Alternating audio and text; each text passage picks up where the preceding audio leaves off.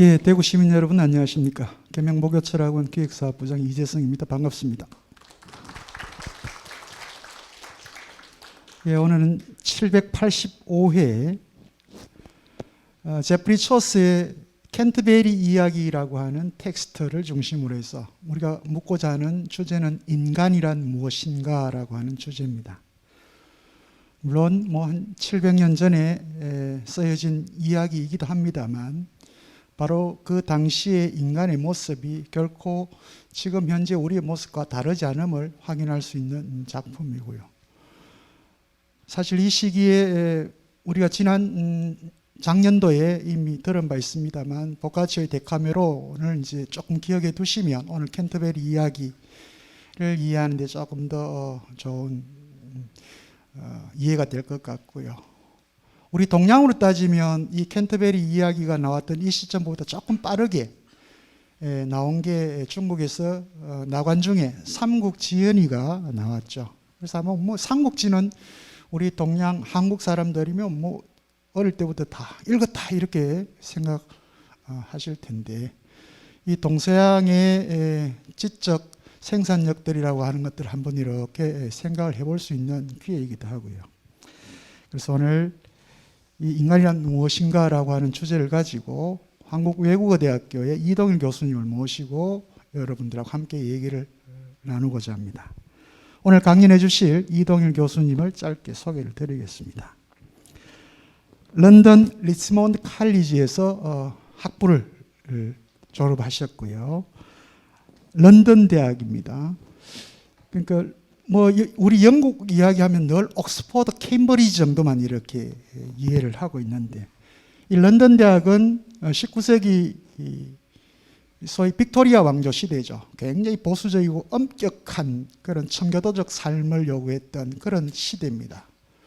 그런 시대에 바로 공리주의라고 하는 하나의 철학적 사조를 들고 나왔던 제레미 벤덤이라고 하는 사람이 있고요. 그에게 아주 크게 영향을 받았던 제임스 밀이라고 하는 사람. 바로 그때 당시 이 공리주의는 다른 말로 하면 철학적 급진주의라고, 그러니까 그때 당시에는 받아들이기 힘든 정도로 강력한 시대를 비판했던 철학이었죠. 근데 이제 그 사람들이 주장해서 만든 대학이 바로 이 런던 대학입니다. 굉장히 자유주의적이죠. 그 당시 종교였던 국교였던 그 성공회, 이런 종교적인 것으로부터도 자유로워야 된다라고 해서 세운 대학이 런던 대학인데 그 런던 대학에서 영문학과 석박사 학위를 취득을 하셨습니다. 한국외국어대학교 영미연구소장과 영어대 학장을 역임하셨고요. 현재는 한국외국어대학교 영미문학문화학과 명예교수로 재직 중이십니다. 저서로는 1998년 베오울프라고 하는 책을 내셨고요. 그리고 오늘 우리 주제와 관련해서 아주 중요한 부분입니다. 2010년도 한국외국어대학 출판부에서 캔터베리 이야기를 완역하셨습니다. 그리고 2010년도 한국문화사의 고대 영시 비평 2권을 내셨고요. 그의 대외 활동으로는 2017년 중국 저장대학교 국제학술대회 초청 강연에서 고대 서사시 베오울프를 주제로 강연을 하셨고요. 중국 동년 2017년입니다. 중국 칭화대학에서 고대 영시를 주제로 또 초청 강연도 하셨습니다. 오늘 제프리 초스의 캔터베리 이야기, 인간이란 무엇인가라고 하는 주제를 가지고 강연해 주실 이동일 교수님을 연단에 모시겠습니다. 여러분 큰 환영의 박수 부탁드립니다. 여러분 반갑습니다. 이동일이라고 합니다. 아주 수준 높으신 분들이 많으시다고 준비를 잘 하라고 이렇게 부탁을 받았습니다. 예, 오늘 주제는요, 캔터버리 이야기입니다. 캔터버리 이야기는 다 여러분 아실 거예요. 이야기치로 되어 있는데 제가 좀 쉽게 설명하겠습니다. 근데 시간이 그렇게 많지 않기 때문에 캔터버리 이야기 전체를 다 아우르는 것은 좀 불가능하고요. 이 핵심적인 것들 그걸 하는데 제가 이제 강단에서 이 캔터버리 이야기를 쭉 가르치면서 자주 가르치면서 느꼈던 것이 단순한 이야기거리가 아니구나. 인간성에 대한 심오한 탐호를 하고 있구나, 초서가. 그렇게 제가 느꼈거든요. 근데 이제 그러한 것들은 이제 학술적인 걸 크게 다루지 않지요. 제가 이제 이 학술적인 걸 떠나 가지고 평범한 독자로서 보니까 그것을 알 수 있겠다 이것이죠. 우리가 지금 가는 시기는 1342년, 이 14세기, 13, 14세기 중세입니다. 근데 이제 중세에 관한 것은 별로 없거든요, 사실상요. 우리나라에서 요즘 뭔가 고전을 해갖고 많이 하게 되는데, 이 중세란 개념부터가 이제 형성이 돼야 돼요. 중세 하게 되면은 우리가 쉽게 알기로 다크 에이지스, 암흑시기를 하게 되는데, 그게 아닙니다. 여기서 말하는 암흑시라는 것은 AD 5세기 이전, 그러니까 BC 10세기 AD 5세기 이전을 말한 거고요. 이때 말하는 11세기, 15세기는 이 중세 후반기인데 암흑시기가 아니에요. 왜 그러느냐? 그때 대학이 형성이 되거든요. 이탈리아 대학, 그다음에 스페인 대학, 옥스퍼드 케임브리지 대학, 프랑스 파리 대학, 세계 대학이 형성이 돼요. 즉 지식혁명이 일어난다 이겁니다. 그런 시대를 암흑기를 할 수 없는 것이죠. 두 번째, 상업혁명, 길드 조합이 형성이 됩니다.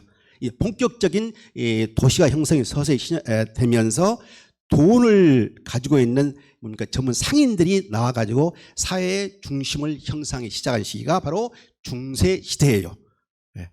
그리고 또 보니까 이제 종교 개혁 면에서는 로마 캐톨릭이 너무 세속화되고 하다 보니까 교권이 보니까 퇴락하게 되니까 그 캐톨릭 내에서 종교 개혁이 일어나게 됩니다. 그게 바로 탁발성 제도입니다.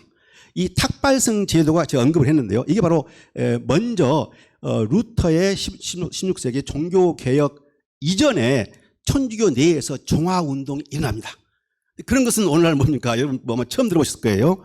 그래가지고 탁발성들이 뭡니까? 유럽에 퍼져가지고 완전히 유럽 시대가 이 탁발성, 청빈, 기도, 그러니까 그리고 묵상, 예배, 포버티, 가난으로 돌아가자. 이것을 실천한 우리가 탁발성 제도거든요. 그래가지고 유럽에 굉장히 퍼지게 돼요. 그게 바로죠. 13세기, 14세기, 15세기. 그런데 문제는 이 탁발성 제도가 청렴을 기조로 했던 탁발성 제도가 커지다 보니까 다시 이쪽이 타락해 옵니다. 그래서 이제 루터가 나오게 되고 그래서 아닙니다만 루터가 나와가지고 종교개혁을 부르짖고 말이죠. 이런 걸 봤을 때 결코 이 중세 후반기가 암흑기가 아니다. 그걸 말씀드리고요. 자, 우리가 공부하는 조수란 말이죠. 이 조수란 친구가 친구가 아닙니다만 재미있는 사람입니다. 이 사람은 아버지가 주류상이에요. 주류상. 술 궁궐에 되거든요. 그런데요, 그 당시 영국은 날씨가 별로 안 좋기 때문에 좋은 술들이 프랑스하고 프랑스 나무라 할지 이탈리 스페인에서 가져오게 되거든요. 그런데 조스 아버지가 이 좋은 술을 수입해가지고 궁궐에 돼요. 그런데 영국의 궁궐은 유럽의 왕들이 할지 귀족들이 할지 외교관들이 모여가지고 국제 협상을 하는 것이거든요. 그래서 좋은 술을 가져와가지고 그들의 마음을 훈훈하게 해가지고 어떻습니까? 분위기를 만들어야만이 회의가 잘 될 거 아닙니까? 그래서 이 술 제공자가 아주 중요한 것이죠. 그 당시 말이죠.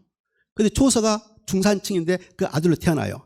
그 인맥으로 인해가지고 조서 아버지가 그러니까 궁중의 고위 관직들을 하게 되니까 그 인맥으로 궁중의 페이즈, 하인으로 들어가게 됩니다. 귀족집의 하인. 근데 그 당시 귀족집의 하인은 신분군이 아니고요. 귀족집에서 잔일을 하면서 궁중 교육을 받을 수 있는 특별한 권한이 있었어요. 조서가 중산층인데 그 당시 다른 사회에 받을 수 없는 최고의 궁중 교육을 받게 된 것이죠.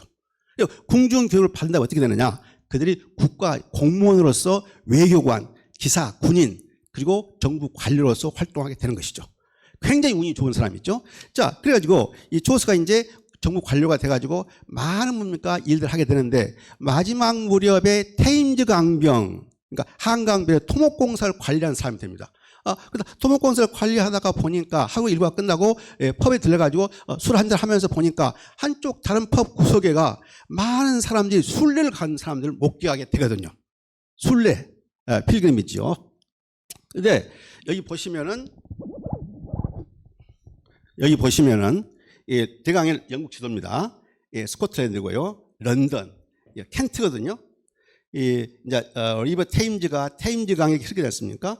이를 끝내고 펍에 있게 되는데 술자들을 자주 목격하게 됩니다. 근데 그들은 이 런던에서 켄트로 술을 가거든요. 지금 자동차 2시간 반, 그 당시에는 상당히 시간이 오래 걸려요. 말로 천천히 가도 아주 오래 걸린 거리거든요. 그래서 켄트로 갑니다. 그래서 그 사람을 보게 된 겁니다. 왜 이들이 순례를 가는고? 그들의 목적이 무엇인고? 궁금하다가 그렇지. 나도 저들과 함께 순례자가 돼가지고 한번 여행을 해봐야 되겠다. 무릎을 탁 치면서 쓴 책이 바로 켄터버리 테일스입니다. 그럼 순례가 무엇이냐? 왜 켄트냐? 그렇습니까? 왜 켄트로 가느냐? 이 켄트가 597년에 영국에 최초로 기독교가 전파된 시기입니다. 그리고 우리 교황이 40명의 선교자를 보내가지고 영국을 기독교화 시키거든요. 그래가지고 기독교가 퍼진 곳이 본부이기 때문에 켄트가 아주 중요하죠. 그래서 켄트 주교가 가장 높은 주교입니다. 영국 성공이에요. 물론 이제 그 성공의 머리는 왕이에요. 헨리 8세가 성공을 만들기 때문에 그렇지만 뭐 관여를 않고요. 실적인 뭡니까? 행정은 켄트를 주교가 하게 됐죠. 그래서 그렇게 되는데 12세기 때 바로 저 켄트에서 대살인 사건이 발생하게 됩니다. 무엇인가니 헨리 2세하고 토마스 베케트 사이에 갈등이 생기게 돼요. 이 헨리 2세는 왕이고 토마스 베케트는 그 당시 최고 국무총리쯤 되는 그러한 친구였거든요. 그런데 그 가장 친한 친구, 신임할 수 있는 친구를 켄터버리 주교로 보냅니다. 그래서 토마스 베케트가 아주 세속적인 인물이고요. 그랬는데 이 대주교가 된 이후부터는 아주 뭡니까? 경건한 신앙생활을 하게 됩니다. 예. 자, 그랬는데 이 왕권하고 교권이 항상 부딪힌 시기가 바로 중세시대예요. 교황은 유럽의 왕들을 제어하려고 하고 뭡니까? 왕들은 그러한 것에서 벗어나려고 하고. 근데 중요한 것이 무엇인가 하니 왕 밑에 법정이 있게 되고 뭡니까? 종교권, 종교 재판이 있게 돼요. 그러니까 세속 재판과 종교 재판 두 개가 존재하게 되는 것이죠. 자, 분리는 되어 있습니다. 신성 모독이랄지 양심의 법이랄지 뭐 도덕성에 위배되는 것은 종교 재판, 세속의 재판, 그러니까 뭐 훔치는 거랄지 뭐 간통했다거나 이런 것은 뭡니까? 왕 쪽 세속 재판, 신성 모독이랄지 양심에 되는 것은 종교 재판. 자, 그런데 이 둘 사이의 구분이 뭡니까? 애매해요. 그럴 거 아닙니까? 도둑질했다. 양심이 나쁘니까 도둑질한 거 아닙니까? 그러니까 어느 쪽 할 것이냐? 헷갈리게 된 것이죠. 그런데 사람들은 그래도 종교 재판이 더 뭡니까? 온화하게 돼가지고 종교 재판 쪽으로 사람들이 간다 이것이죠. 그쪽으로 선호한다 이것이죠. 그러다 보니까 갈등이 생기게 돼요. 그것과 그 당시는 이 왕이 대부분 토지를 교회에 이렇게 분할해 줬거든요. 예. 그래서 그런 갈등이 있게 되고 또 행정 문제가 얽히게 되고 굉장히 충돌이 많이 있게 돼요. 그래서 이제 토마스 베케트가 자기가 모셨던 그러니까 왕임에도 불구하고 대주교가 되니까 정치하고는 손을 끊고 뭡니까? 완벽하게 이 교권, 교회를 수호하기 위해서 대항을 하게 됐죠. 그러니까 헨리 2세가 기분이 나빠가지고 베케트를 죽이라고 한 것이 아니고 내가 왕인데 저 따위 신하가 감히 나한테 대드냐 말이냐 이렇게 말했거든요. 그러니까 그 밑에 있던 기사 4명이가 구설을 듣고 즉시 말을 몰아가지고 켄트로 가가지고 켄트 성당에서 기도를 하고 있는 토마스 베케트의 머리를 뭡니까? 쳐버립니다. 죽게 돼요. 순교를 죽게 된 것이죠. 그런데 토마스 베케트는 굉장히 뭡니까? 사람들이 좋아하고 존경하는 그런 성직자였어요. 그러니까 여론이 악화된 것이죠. 그러니까 헨리 2세가 얼른 그 낌새 알아채고 말을 몰아가지고 켄트 성당으로 말 몰아가지고 쉬지 않고 가지요. 가가지고 수도사들 좌우에 쫙 세우고 토마스 베케트 무덤이 뜨가 있다면 좌우에 수도사를 세우고 채찍을 들게 해요. 그래가지고 왕이 옷을 벗고 거기를 지나갑니다. 그러면서 나를 회초리로 쳐라 이렇게 말합니다. 그러면서 미국까지 가가지고 거기서 뭡니까? 울면서 회개하면서 하게 됐죠. 그래가지고 그러니까 이제 성남 민심을 잠재우게 되는 겁니다. 그때 헨리 2세가 그 쇼냐 알 수 있겠습니다만 하여간 그랬다고 역사 기록이 있어요. 자, 그 다음에 토마스 베케트가 죽고 그 무덤에서 기적이 일어나기 시작합니다. 뭐 안진뱅이가 일어나게 되고 뭐 병이 치료하게 되고 그래가지고 유럽에서 가장 유명한 곳 중에 한 순례지가 되는 겁니다. 그래서 그때부터 많은 사람들이 켄트로 영국뿐만 아니고 유럽에서 켄트로 순례지가 되게 되는 것이죠. 자, 그런데 이제 순례지라는 것은 성스러운 곳인데요. 순교가 있게 된 곳인데 어떤 그 병을 고친다는 그런 열망이 강했지만은 순교지에 가가지고 온전한 기독교 정신을 목숨을 걸고 지켰던 그 토마스 베켓 그 정신, 그러한 기독교 본래 정신을 우리가 되새긴다. 그 뜻이 순교 의미거든요. 예. 그때예요, 지금요. 그리고 이제 그래서 사람들이 가게 된 건데요. 자, 초선 여기서 뭡니까? 29명의 순례자가 등장하게 됩니다. 29명인데요. 나중에 초수도 가입하게 되고 여관 주인도 가입해가지고 이제 다 하게 되는데, 가면서 각자 두 개 이야기, 오면서 두 개 이야기 하게 되는데 미완성으로 끝나게 돼요. 그런데 초선이 이제 어떻게 하는 거 아니요? 각자의 사람들의, 이것은 이제 가상이죠. 가상. 가상으로 29명을 설정해가지고 이야기를 진행하게 되는데, 맨 처음에 29명의 사람들에 대한 면모, 성격이랄지 외형 같은 것을 이 자기가 파악한 대로 말을 합니다. 그게 서시예요. 서시가 끝나고 이제 기사 이야기 같이 각 사람들의 이야기를 하게 된 것이죠. 그런데 여기에 등장한 29명이 왕을 제외한 거의 모든 중세의 구성원들입니다. 그래서 굉장히 뭡니까? 그 함의, 그 의미하는 바가 커요. 그러니까 오늘날 그 29명의 사람들이 오늘날 우리가 비교해 봤을 때, 오늘날 기사가 없습니다만 기사가 바로 대기족이거든요. 그러니까 오늘날 뭡니까? 아니 예를 들면 국무총리랄지 국회의원 같은 사람 생각할 수 있는 거고 말이죠. 거의 맞떨어져요. 그리고 이제 각 사람을 보면서 그들의 외형과 내형을 묘사하는데, 그들의 그 성향, 성격, 캐릭터, 특징, 이것이 여러분 보시게 되면 오늘날 사람들하고 너무나, 오늘 우리의 모습하고 너무 유사하게 됩니다. 그런데 초점은 각 사람을 이렇게 보니까 투명히 보는데 많은 비중을 성직자한테 뒀습니다. 중세는 기독교 사회거든요. 태어나면 교회에서 침례받고 결혼식 하게 되고, 그 다음에 죽어서 장례식도 교회에서 하게 되고, 그러니까 중세시대의 한 인간의 사이클, 이 사이클이 교회에 시작해가지고 교회로 끝나는 겁니다. 그리고 365일이 교회 절기 속에서 이루어지게 되는 것이죠. 그렇기 때문에 그랬는데, 이 초서가 거기서 말이죠. 이와 같이 교회의 고난이 세웠고 인간사의 영향이 컸는데, 초서는 여기서 완벽한 성직자를 두 사람 내세웁니다. 그리고 아주 타락한, 너무너무 타락한 성직자를 4명을 또 내세웁니다.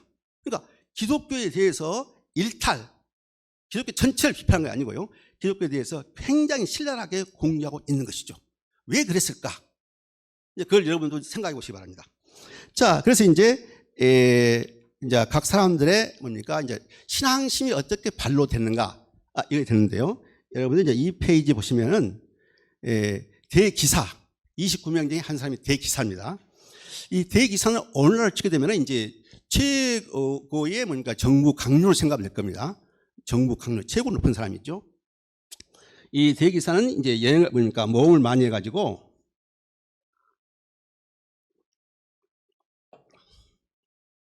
대기사는 모험을 많이 해가지고 항상 뭡니까? 승리를 거두옵니다. 그래서 오랫동안 해외에 나가 있었거든요. 그런데 해외에 와가지고 집에 도착했어요.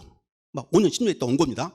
그런데 이 글을 보게 되면은, 겉옷은 땀과 얼룩으로 더럽혀져 있었는데 이는 그가 전장에서 막 돌아왔기 때문이다. 초수가 보게 되니까 겉옷이 말이죠, 온통 땀과 피로 범벅이 돼 있어요. 그게 무슨 말인 거 아니? 해외 원정을 마치고 왔는데 이제 갑옷만 벗어버리고 속에 있는 긴 코트 그거 입고 있는데 땀 막 범벅이 돼 있어요. 그 상태로 순례에 와 있다 이것이죠. 초수는 그렇게 하면서 살짝 넘어가거든요. 여기에 이제 이 사람의 진실한 신앙심이, 진실한 신앙이라는 것을 뭡니까? 우회적으로 들춰냅니다. 초수는 기법이 항상 그래요. 우회적으로 들춰내요. 그러니까 이걸 포착하지 못하면 그냥 지나버린 것이죠. 무슨 말인 거 아니? 5년 동안 해외 원정 가 있어요. 돌아왔거든요. 그러니까 가족이 그리울 거 아닙니까? 좀 쉬할 거 아닙니까? 그런데 막 와서 보니까 다음 순례가 있다는 겁니다. 그래서 겉에 있는 뭡니까? 철과 갑옷만 벗어 던지고 전투했던 그 옷을 그대로 입고 왔다 이것이죠. 그러니까 만사를 제쳐두고 자기의 신앙의 관점을 다시 되돌아보고 결단하기 위해서 다시 참가했다 그겁니다. 이렇게 초서가 나갑니다. 그래서 이제 이 대기사는 오늘날로 치게 되면 뭐 노블리스 오블리드랄지, 그러니까 귀족사회의 인원으로서 최고 권위에 있는 사람들로서 완벽한 모습을 보인다. 신앙심도 그렇고 말에 있어서, 태도에 있어서, 모든 것에 있어서 완벽한 뭡니까? 사람이 바로 이 대기사입니다. 이 대기사부터 이야기가 시작돼요. 자, 그리고 이제 여수도 원장이 나옵니다. 조스가 그러니까 발명해낸 뭡니까 개발해낸 아주 최고의 뭡니까 묘사가 뛰어난 여자가 여수도 원장인데 이제 중세에는 이 남자 수도 원장도 있고 여자 수도 원장들이 있어요. 이 여자 수도 원장들은 가끔 뭡니까 왕녀들이랄지 왕실 여자들이 가가지고 수도원 들어가지고 뭡니까 그 수도 원장이 되는 경우가 있게 되는데 이 여자 수도 원장을 이제 조수가 어떻게 보는 관이요? 잘 봐보세요. 우리가 여자 수도 원장이다. 수도원의 가장 높은 신분이다. 그 뭘 기대합니까, 여러분들이? 높은 신앙심. 그렇지 않습니까? 근데 높은 신앙심이 보인 것 같기도 하고 그런 것이 안 보여요. 자, 이분을 보면 말이죠. 멋과 예절, 세련된 취향을 갖고 있고요. 그 다음에 성가를 부을 때 노이즈, 비음으로 성가를 부릅니다. 비음으로 성가를 부른다는 것은 굉장히 노력을 했다는 것이죠. 그러니까 아주 엄숙한 순간에 성선 순간에 자기가 열심히 해가지고 비음으로 불러가지고 하나님한테 영광을 돌린다. 좋은 이야기죠. 그렇죠? 그런데 본인과 꼭 그렇지만은 않은 것 같아. 아무도 비음을 못해. 이분만 비음으로 해. 뭐다 이것이죠? 좀 내세우려고 한다. 그 있지 않습니까? 예. 그거 있고, 그 다음에 로망스 문학의 여주인공. 그죠? 여주인공을 좋아하고 그런 책을 많이 읽는다 이것이죠. 그 다음에 이제 불어를 유창하게 하는데 이 불어가 프랑스 파리에 가서 배운 불어가 아니고 런던에 있는 수녀원 학교, 뭐 고등학교, 뭐 그런 곳을 나온, 그러니까 런던에서 가르치는 불어로 한다 이 말이죠. 지금 같으면 말이죠. 한국에서 태어나가지고 영어를 잘한다. 또 칭송을 받지요. 근데 어떻게 보면은 진짜 영어를 하려면은 영국이나 미국서 해가지고 와가지고 해야 되는데 그렇지 않고 한다 것이죠. 그럼 약간 발음이 어색할 수도 있는데도 그럼에도 보통 불어를 한다 것이죠. 그 당시 중세 사회가 불어가 상류 사회에서 쓰였거든요. 구태여 불어를 할 필요가 없는데 불어를 한다 이것이죠. 뽐내는 거 있지 않습니까? 자, 그 다음에 이게 이제 식사 예법을 조수가 10행에 걸쳐서 이 여인의 수도 원장의 식사 예법을 묘사한 부분이 있어요. 제가 그 부분을 읽어볼게요. 그녀는 입에서 빵 쪽을 떨어뜨리는 일이 없었고 소스 깊이 손가락을 적셔 손가락을 더럽히는 경우가 없었고 음식을 입에 넣을 때 그녀 가슴에 조그만 부스러기도 떨어뜨리지 않기 위해 신중하였다. 자신의 윗입술을 말끔히 닦아서 컵 가장자리에 기름자국을 남기지 않았다. 완벽한 뭡니까? 식사 매너죠. 수녀복 까맣쳤습니까? 그렇죠? 빵을 갖다 먹어요. 한 부스러기 안 떨어지게 세련되게 정중하게 먹은다 이것입니다. 그리고 컵에 들이킬 때 포도주 들이킬 때 기름기가 묻지 않도록 즉시 한 번 마시고 입을 닫고 놓고 한다 이것이죠. 자, 중세 시대인데 그 아주 정갈한 중세 수녀 원장의 모습이 그대로 재현이 되지 않습니까? 그러니까 이것을 조서가 이 묘사는 이 수녀 원장을 비판적으로 봤느냐 아니면 그냥 중세의 그 멋있는 매너, 스트랜드 매너를 극대화하기 위해서 한 것이냐 논란이 많거든요. 그런데 이제 우리가 성직자라는 관점에서 보게 되면 이분들이 항상 고려해야 할 것이 식사 매너보다는 중생구제 이런 걸까 아닙니까? 그런 면에서는 벗어나 있게 된 것이죠. 그러니까 조서가 우회적으로 은근히 공개하고 있는 겁니다. 자, 그 다음에 이제 이분이 자비하고 동정심이 굉장히 뛰어난 사람이요. 좋은 것이죠? 쥐가 피를 흘리고 있다. 쥐 덫에 걸려 있다. 슬퍼가지고 막 울어요. 고양이 개가 사람한테 매를 맞고 있다. 슬퍼가지고 울어요. 좋은 겁니까? 나쁜 겁니까? 지금 보면 좋은 것이죠. 중세는 그런 시대가 아니죠. 그죠? 패스트의 원인이 지지 않습니까? 그러니까 중세인들이 가는 지에 대한 개념은 공포심이에요, 여러분들. 지금도 영국 가면요, 유럽 가면 영국 사람들은 이 쥐가 막 기다리면 무서워해요. 예. 그 중세 그러니까 패스트병 같은 거 그런 것 때문에. 그러니까 지금의 그 패트라는 개념하고 지금의 완전히 틀립니다. 개도 말이죠. 영어 있지 않습니까? 예. 써너브 개라 할지, 써너브 비치라 할지. 그 정도로 뭡니까? 천박하고 나쁜 것이 개였다 이 말이죠. 근데 이 수녀 원장이 자기의 패트를 두 마리 갖고 다니는데 그 개한테 뭘 주느냐? 흰빵하고 밀크하고 로스트 미트, 그러니까 로스트 비프, 구운 고기를 줘요. 인간들도 먹기 힘든 그런 중세 시대 때 최고급 음식을 자기 사랑하는 개한테 준다 이것이죠. 그걸 나쁘다? 좋다? 평가 힘들지요. 근데 중세의 그런 개념을 봤을 때 그러한 자비와 동정이 먼저 인간한테 가야 되겠죠. 그런데 동물한테 가 있다 이것이죠. 조서가 우회적으로 말한 겁니다. 그런데 이분이 인간들한테 안 했다, 그렇게 말하지 않습니다.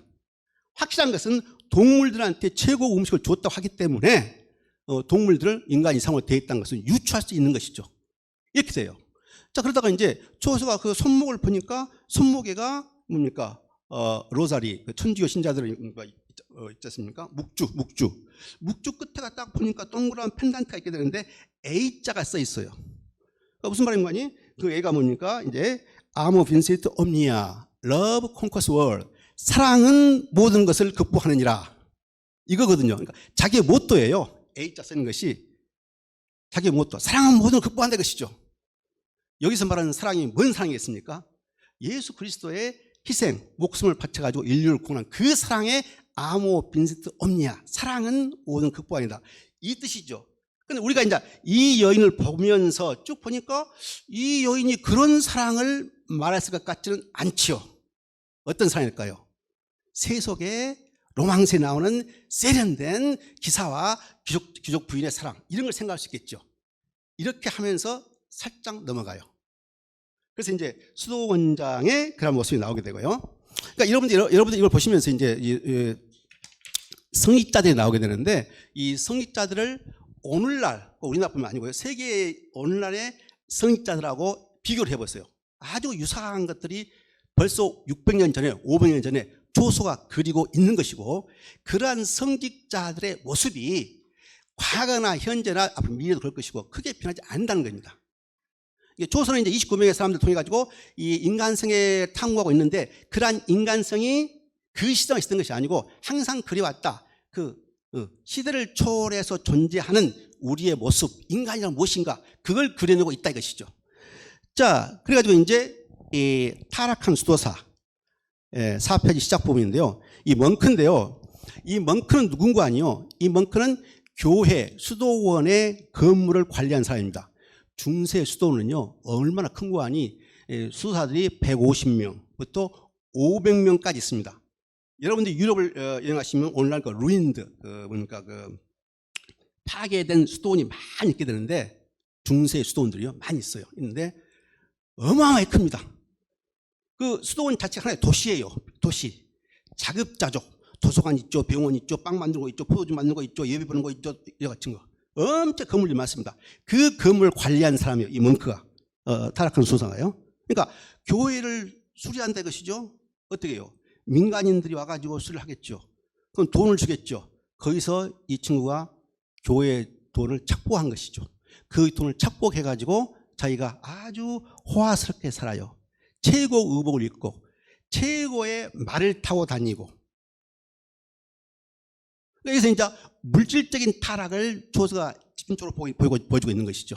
그런데 이제 조서는 어떻게 말하는 거냐요? 그 멍크가 성당에서 마을로 나갈 때 그 말에 붙어 있던 장식용 종 소리가 얼마나 큰지 교회 성당 첨탑에서 울려 퍼지는 뭡니까? 종소리보다 더 큰노라, 이렇게 말합니다. 뭐 이해가 되지 여러분들요? 그 정도로 화려하게 뭡니까? 휘황찬에 큰 소리 치고 나갔던 것이죠. 그러니까 마을 나가면은 사람들이 뭡니까? 오늘 같은 모내기 하다가 소리가 든 겁니다. 아, 저 멍크 출두했구나, 이렇게 안다 이것이죠. 물질적 타락, 그걸 좀 보고 있는 것이고, 그 다음에 이제 두 번째 프라이어, 이 탁발성이 나오게 되는데, 근데 조서가 이제 어떻게 말하는 거냐요? 이같이 물질적으로 타락해가지고 잘 먹고 잘 입고 번들번들한다 이것이죠. 그러한 자들이 고뇌하는 영혼처럼 창백한 모습과는 거리가 멀었다, 이 나오거든요. 그러니까 중세시대일 때도 완벽한 성직자의 모습은 무엇인고 하니, 고뇌하는 영혼처럼 창백한 모습, 기도와 금식과 묵상으로 일관한 성직자들의 모습이 어떠하겠습니까? 초췌하죠.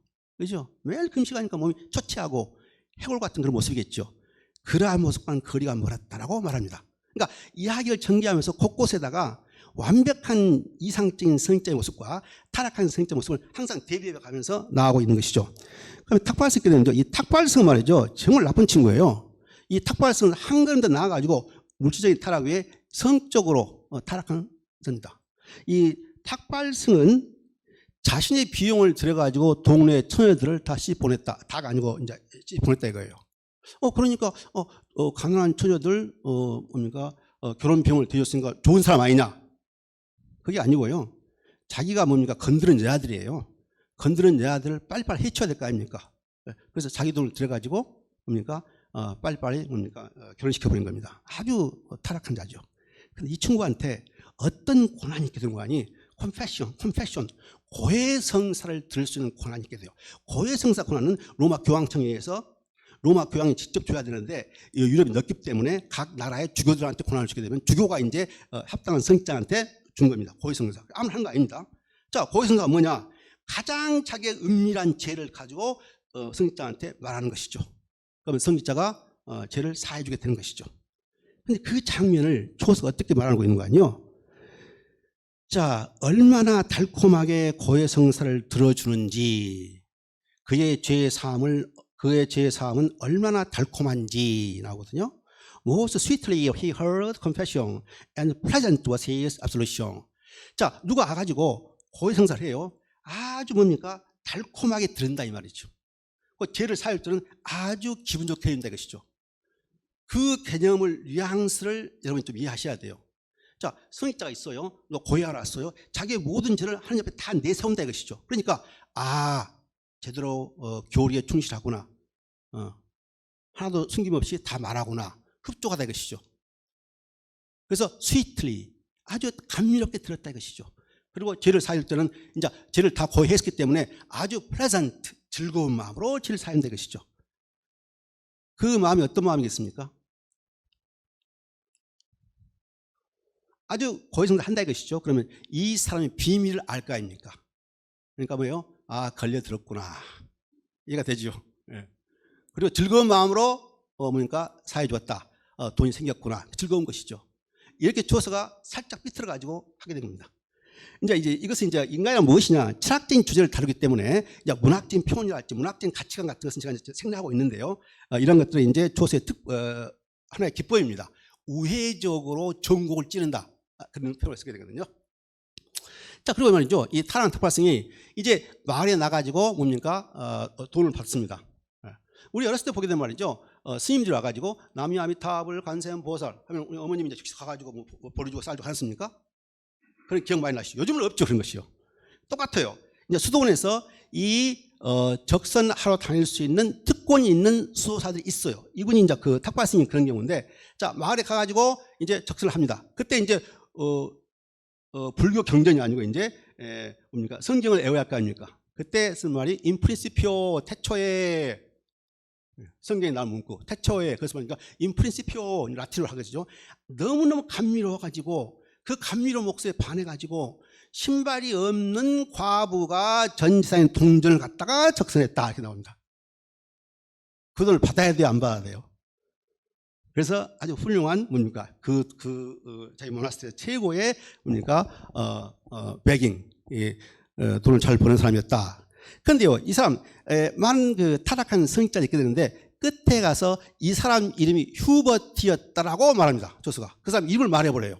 그러니까 이 휴버트가 실제 인물인가를 모르겠습니다만은 자부지가 어떠하다 휴버트라는 이름을 밝힘으로써 캔터버리 이야기가 존속하는 휴버트라는 사람은 계속해서 영어토로 이제 뭡니까 치욕감이 생긴 것이죠.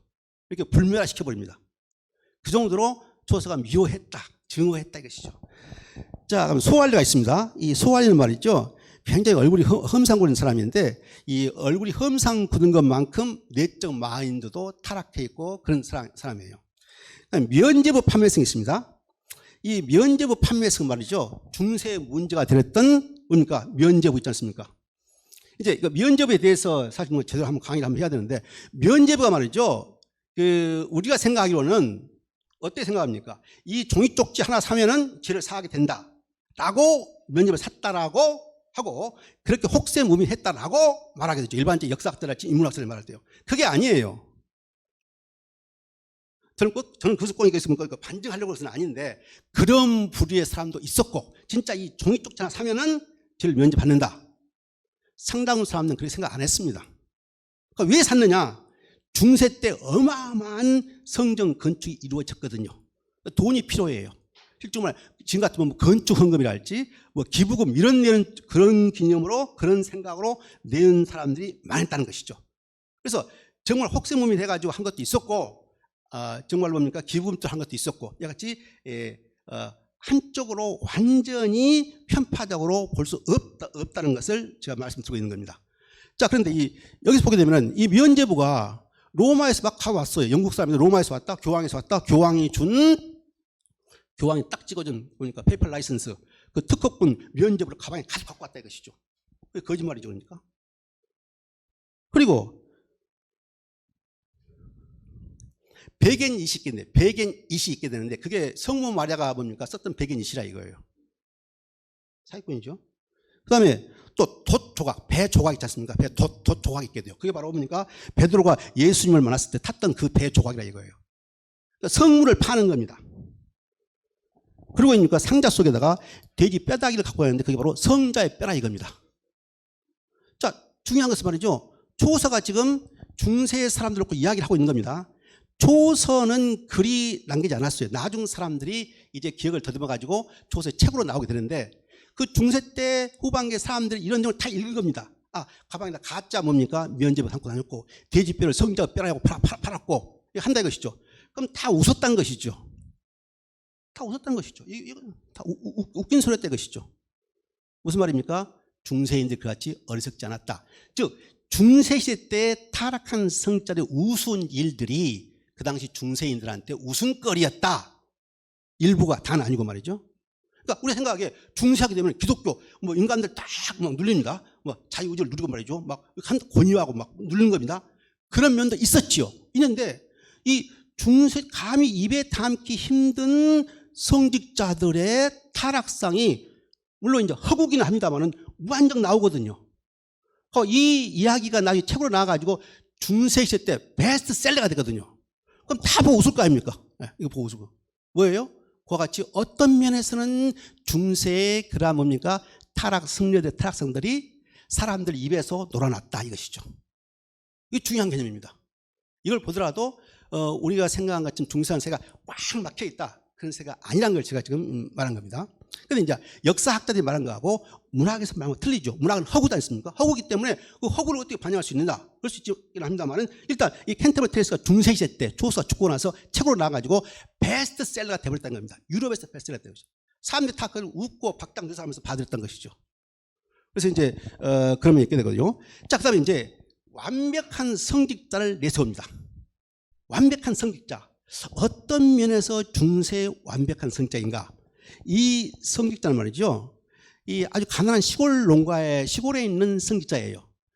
영국 가시면 말이죠. 그 시골 마을들이 집들이 띄엄띄엄 있습니다. 그것을 비가 오나 눈이 오나 지팡이 들고 발로 걸어서 가난한지 부잣집까지 다 다니면서 위로해주고 기도해 주었다. 그리고 11조를 못 내가지고 파면당하지 않도록 자기 돈으로 가난한 사람을 구제했다. 이게 나오거든요. 그리고 그 당시 중세 때 런던에 있는 세인트 폴 성당이 가장 부유한 동네고 권위 있는 부자 교회였죠. 그래서 시골 목사들이 돈이 없기 때문에 그 세인트 폴 성당에 가게 되면은 죽은 자들의 영혼을 모시는 곳이 있어요. 그곳에서 뭡니까? 이제 기도해주고 노래를 불러주는 찬양을 불러주는 것이죠. 그러면 이제 돈 많은 집 사람들이 그 수고했다고 돈을 준 겁니다. 그래서 많은 시골 사제들이 잠시 대타 목사 성직자한테 자리를 맡기고 런던에 가가지고 그런 큰 교회 가가지고 용돈을 벌어온 곳이 꽤 있었거든요. 그런데 이분은 그렇지 않았다. 돈을 초월했다 이것이죠.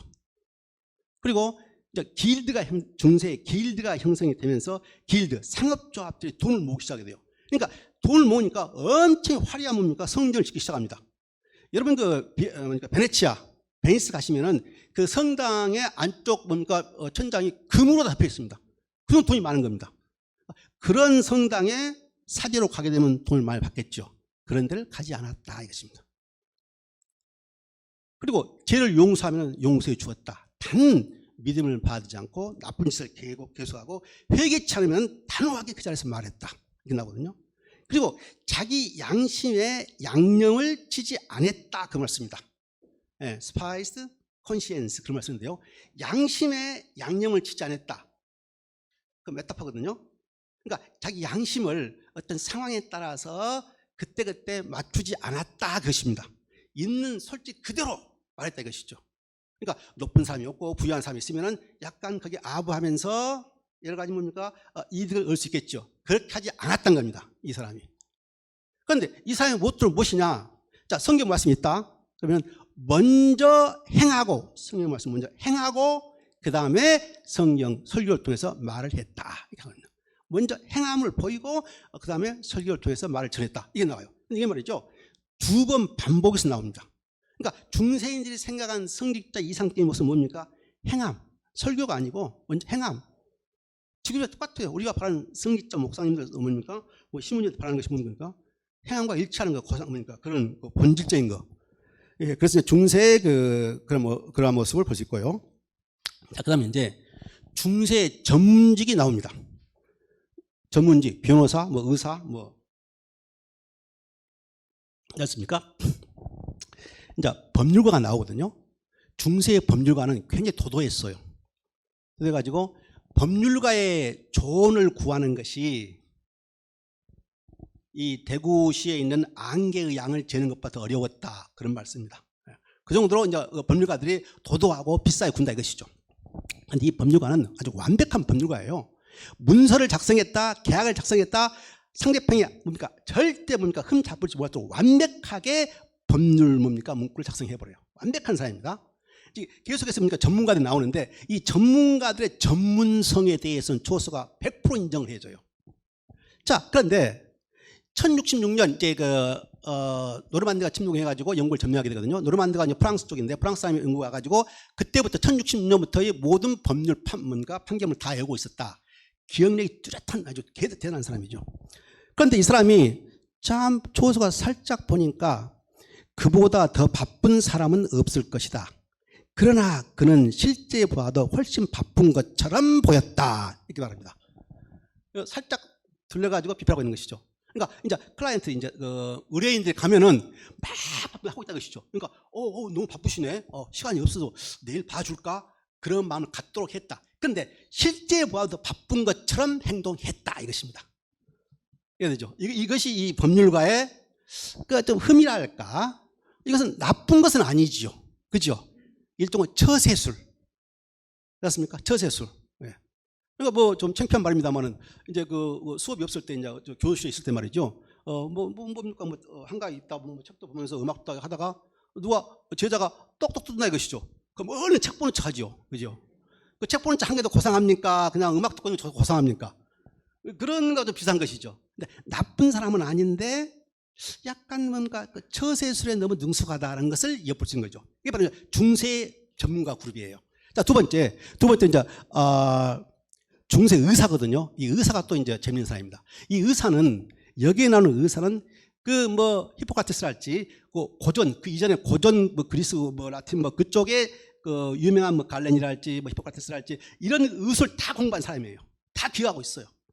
거기다가 플러스 바로 뭡니까? 사체엑스라고 점성술까지 하게 됩니다. 중세는 이 사체엑스를 썼어요. 그리고 점성술 썼습니다. 그러니까 무슨 별자리에 몇 시에 태어났으면 체질이 이러하다. 그리고 이걸 써야 된다. 사체엑스는 인간의 몸에 4개 액체가 있는데 이 체액이 상황에 따라서 어느 것이 올라가면은 이거 성격은 이거 하다 이거예요. 이게 바로 우리나라 19세기 말에 뭡니까? 이재마 선생의 사상과학 있지 않습니까? 거의 비슷한 겁니다. 예. 어떤 사람은 돼지고기를 먹는다. 닭고기는 열을 낸다. 돼지고기는 몸의 열을 낮춘다. 있지 않습니까? 이거예요. 근데 제가 이제 써놨기 때문에 여러분 잘 보시는데 이제 4가지 체액이 멜로콜리 이 체액이 말하면 우울하고 생긴 쾌활하고 클로릭 성마르고 플래그매틱 무기라고 냉담하고 이거거든요. 그러니까 이게 이 색깔이 있게 되고 차갑고 따뜻하고 이거 연관이 되고 그다음에 지수화풍하고 연관되어 있고 그다음에 별자리하고 연관되어 있고 아주 동양적인 뭡니까? 사상과 아주 비슷해요. 중세에서 그걸 했다는 것이죠. 그러니까 환자 있게 되면 이걸 알아가지고 거기에 맞춰서 이제 약을 넣었다 이것이죠. 그런데 이 의사가 이제 어떤 문제냐? 약사하고 짜가지고 오랫동안 공생관계를 유지했다고 말합니다. 필요 이상의 약을 뭡니까? 처방을 해가지고 약사가 돈을 받고 말이죠. 며칠 전에 신문에 우리나라 그 나왔더군요. 근데 중세나 그때나 지금이나 똑같은 것 같습니다. 예. 그래서 진짜 도덕성을 꼬집는 겁니다. 의학적인 지식은 엄청 많고 정확했는데 최고 의사인데 성경에 대해서는 아는 바가 없었다 이렇게 나오거든요. 그래서 진짜 세상적인 지식은 많은데 영적인 지식 여기는 약했다라고 조서가 이렇게 딱 규명하게 됩니다. 자, 그다음에 이제 시골 유지가 나오게 되는데요. 이 시골 유지는 이 쾌락주의자예요. 돈이 많고 베풀기를 좋아해요.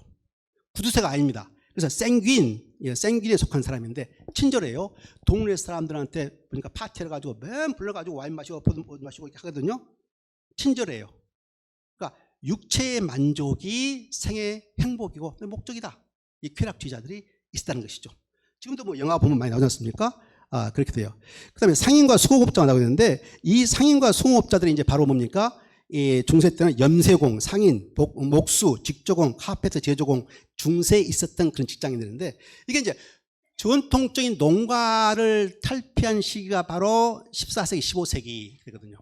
14세기, 15세기 때 이제 시골에 있는 사람들이 서서히 큰 도시로 오게 되면서 전문점이 뭡니까? 염세공, 상인, 뭐 목수, 직조공, 카페트 제조공 이렇게 하게 된 것이죠. 이렇게 돼요. 근데 중세 때는 이제 영국이 양을 쳐가지고 양고기를 팔아가지고 주로 이제 큰 뭔가 농가에 수입했죠. 나중에 양고기가 아니고 양털을 이제 생산해가지고 그 털로서 옷감을 만든 것이죠. 그래서 이제 양호 산업으로 변한 시기가 바로 또 중세 후반기예요. 굉장히 중요한 그 요소들이 들었게 되는데요. 자, 그래서 이제 돈줄을 지게 되니까 이 수공업자 기술직이랄지 이 상인들이 이제 사회에서 그 지방에서 그 지역에서 이제 상당히 유세가 높아게 되죠. 그래서 이제 마을에 무슨 행사가 있다 하게 되면 상석에 앉고 말이죠. 덩달아서 그 부인들까지 교회 행사가 있으면 맨 앞에서 거들먹거리면서 나갔다. 우리 흔히 말하는 졸부의 모습을 볼 수 있는 것이죠. 네. 그런데 좌우지간 이 중세의 수공업 상인들이 이제 힘이 커져요. 힘이 커지니까 서서히 도시를 중심으로 커집니다. 그러니까 왕도 영주도 나중에는 함부로 못하게 됩니다. 해외 원정할 때 이 상인들이 준 돈을 가지고 해외 원정에 갔거든요. 그리고 베니스 가게 되면은 베네치아를 가게 되면은 그 화려한 건물들, 그게 바로 중세 길드 상인들이 세운 거예요. 입이 쩍 벌어집니다, 여러분들. 몇백 년에 걸쳐서 그 섬과 섬을 연결해 가지고 하나의 뭡니까? 대륙을 만들었거든요. 그 정도로 이 길드 상인들 조합이 힘이 셌다. 그걸 말씀드린 거고요. 자, 이제 방앗간 주인이 있게 되는데 이 중세의 방앗간은 한 마을 있으면 영주의 땅입니다. 그 영주에서 방앗간을 운영한다. 그 한 명, 두 명밖에 없어요. 영주의 특허를 얻어야 돼요. 그러니까 그 마을 사람들이 뭡니까? 그 곡식을 재배해 가지고 이제 빵을 뭡니까? 곡식을 찌어야 할 거 아닙니까? 거기 가가지고 곡식을 찐다 이것이죠. 그런데 방앗간 주인이 얼마나 힘이 센고 하니 머리로 문틀을 한번 받아버리면 문틀이 날아가 버렸다. 무시무시한 힘의 괴력자예요. 그리고 이 친구가 딱 이제 손님들이 왔어요. 그래가지고 곡식을 뭡니까? 빻았어요. 뭐 안학내들 곡식 빻았습니다. 2배, 3배를 불러요. 뻔히 이거 사기친 줄 아는데 말을 못하는 겁니다. 왜? 얼굴이 험상궂지요. 힘이 천하장사죠. 아주 나쁜 놈이죠. 그런 방앗간 주인이 나오게 되고요.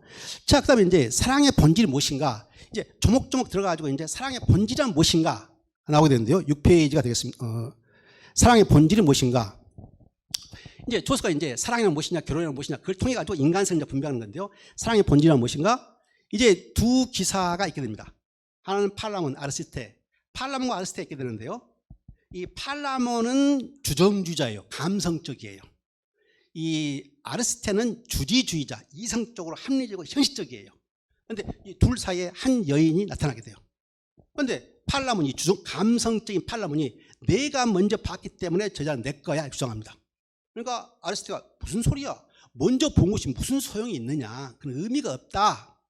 사랑이라는 것은 man-made law, 인간이 만든 법에 운영된 것이 아니고 뭡니까? The law of nature, 우리의 본능성에 의해서 이루어진 것이다.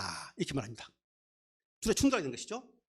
그러니까 우리가 이제 금기된 사랑, 친척 관계는 사랑해서는 안 돼. 있지 않습니까? 금기된 사랑. 이것은 다 뭡니까? 시간이 흐르면서 인간들이 man-made, 인간이 관습적으로 만든 거다 이것이죠. 그런데 우리 사랑의 원래 본능은 그런 것의 의미를 받지, 그런 것에 제약을 받지 않는다 이것이죠.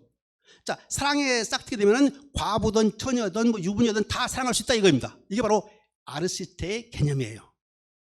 이렇게 나옵니다. 조선은 이 두 기사를 세워가지고 누가 옳다 이렇게 말하지 않습니다. 그런데 이제 우리가 생각해 볼 수 있는 것을 이제 투영해 보게 되는 것이죠. 자, 그래서 이제 결국 안 나니까 둘이 결투로서 결정이 됩니다. 결투로서요. 그리고 이제 아르시테가 싸움을 잘하니까 이겼는데 마지막 순간에 승리에 취해가지고 말을 타고 이렇게 경기장을 도는데 땅 속에 있는 지하신이 일어나가지고 말을 놀라게 해버려요. 그러니까 말이 곤두박질 쳐가지고 그 위에 있던 아르시테가 떨어지면서 이 뭡니까 폐가 파열돼가 죽어버립니다. 그러니까 전쟁에서 이긴 쪽이 에밀을 갖도록 했는데 전혀 예견치 못한 일로 인해 가지고 뭡니까 죽어버리고 전쟁에 졌던 그쪽 팔라몬이 에밀을 갖게 된 겁니다. 그래서 이제 아르시테가 죽으면서 아 인생이 무엇이란 말인가 그렇죠. 그러니까 다 이루었다 했는데 어떤 뭔가 예견치 못한 거에 의해 가지고 인간이 저 다른 길을 간다 이겁니다. 그러니까 운명관이 들어있게 된 것이죠. 중세는 그 운명관이 강합니다. 인간이 아무리 노력해도 하늘의 뜻에 의해서 좌우된다. 기독교가 알려지기 전에는 클래식, 로마, 그리크 그쪽에 운명관이에요. 하늘에 신들이 많지 않습니까? 제우스가 있고 뭐 있지 않습니까? 비너스가 있게 되고 마스가 있게 되고 그런 신들에 의해서 다 조작이 된다 이것이죠. 그러니까 우리가 아무리 노력해봤자 신들이 다 조작해가지고 결정되는 거야. 이거예요. 이게 그러니까 고전적인 운명관이죠. 그게 이제 기독교 사회가 되면서 하나님의 프로비던스, 섭리론이 있다. 이게 대체가 되게 되는 것이죠. 자, 그래서 중세인들의 견해가 있게 되는데요. 이 중세인들은 견해가 있게 되는데 초호수는 어떤 결혼관을 말하는 거 아니요? 자, 남녀가 결혼했다, 남녀가 사랑했다. 어느 한쪽이 어느 한쪽을 주도하려면은 장악하려고 하면은 그 관계는 깨져버린다. 이게 초호수의 결론입니다. 여러 이야기를 통해서 그런 것을 입증해 주고 있습니다. 어느 한쪽이 어느 한쪽을 장악하려고 하면 뭡니까? 행복의 여신은 뭡니까? 행복의 새는 날아가 버린다. 여러분 꼭 기억해 주시면 감사하겠습니다. 예, 초호수의 견해입니다. 그리고 남자들이 득세하려고 하면 여자들이여 가만히 있지 말아라. 반드시 대들으라 이겁니다. 예, 그게 초호수의 견해입니다. 그래서 이제 이 방앗간 주인의 이야기가 되는데요. 이 방앗간 주인의 이야기는 늙은 남자가 젊은 여자와 살아요. 그런데 거기에 대학생이 하우스로 들어가게 됩니다. 가지고 그 대학생이 바람둥이에요. 그래서 그 늙은 영감을 따돌리고 그 주인하고 놀아납니다. 예, 그리고 동네 웃음거리가 돼버려요. 무신관이 너무 나이 차이가 많다거나 둘 사이에 어느 정도 균형이 안 이루어졌을 때 파국이 온다. 그걸 말한 겁니다. 그런데 이제 이 여권 신장주의자가 나오게 됩니다. 중세인데 여권 신장주의가 나오게 돼요. 문학에서뿐만 아니고 굉장히 중요한 여인인데요. 바스의 여장부입니다. 이 바스란 지역에서 온 여인이 순례자로 와 있는데 바스는 지금 인구가 한 15만 그 당시는 한 500명밖에 안 되는 조그마한 마을이에요. 거기서 결혼을 5번 합니다. 14세 때부터. 그게 의미가 있거든요. 14세 때부터 결혼을 5번 해요. 말 다 알겠죠. 한 번 결혼했어요. 남편이 죽었어요. 2번 해. 그럴 수 있겠지. 근데 또 있다가 또 3번째 결혼해. 이상하다. 4번째, 5번째 하거든요. 그러면 대강 뭐 소문이 돌 거 아닙니까? 그런 여자예요. 그리고 이제 그 성적으로 왕성하고요. 그리고 이제 골상학이 나오게 되는데 앞니가 벌어졌다. 치아가 벌어졌다 나옵니다. 중세인들한테 골상학 중에 치아가 벌어졌다. 중세인들 문관이 성욕이 강하다 것입니다. 우리 같으면 옥니다. 이빨이 안으로 굽었다면 고집이 세다 막 그러지 않습니까? 중세도 똑같은 골상학이 있게 돼요. 그런 여인이에요. 이 여자가 결혼하게 되는데 14세부터 결혼하는데 얼굴이 예뻐요. 젊어요. 상대방은 60이 넘은 뭡니까? 할아버지들이에요. 그 나이 먹은 사람이 결혼해가지고 성을 도구화해요. 밤마다 성을 제공하면서 그 남편들 돈을 모읍니다. 돈을 모아요. 그리고 화술로서 잡아갑니다. 화술과 성을 도구화해가지고 주도권을 지게 돼요. 자기가 돈을 갖게 되니까 주도권을 지게 되는 것이죠. 이렇게 했는데 4번째 만나요. 4번째는 나이가 비슷해요. 30대예요. 4번째는 아주 합당한 사람이었는데 남편이 바람둥이에요. 그러니까 바스이 역으로 바람을 피워요. 그러니까 남편이 화학김에 어쩔 줄 모르죠. 그래가지고 불복하게 되죠. 빨리 죽어버려요. 자, 5번째. 5번째는 이제 바스 부인이 약 50대예요. 이 20대 젊은 옥스퍼드 대학생하고 결혼을 해요. 다리가 너무 잘생겨가지고 거기 반해가지고 그 옥스퍼드 대학생하고 결혼하게 됩니다.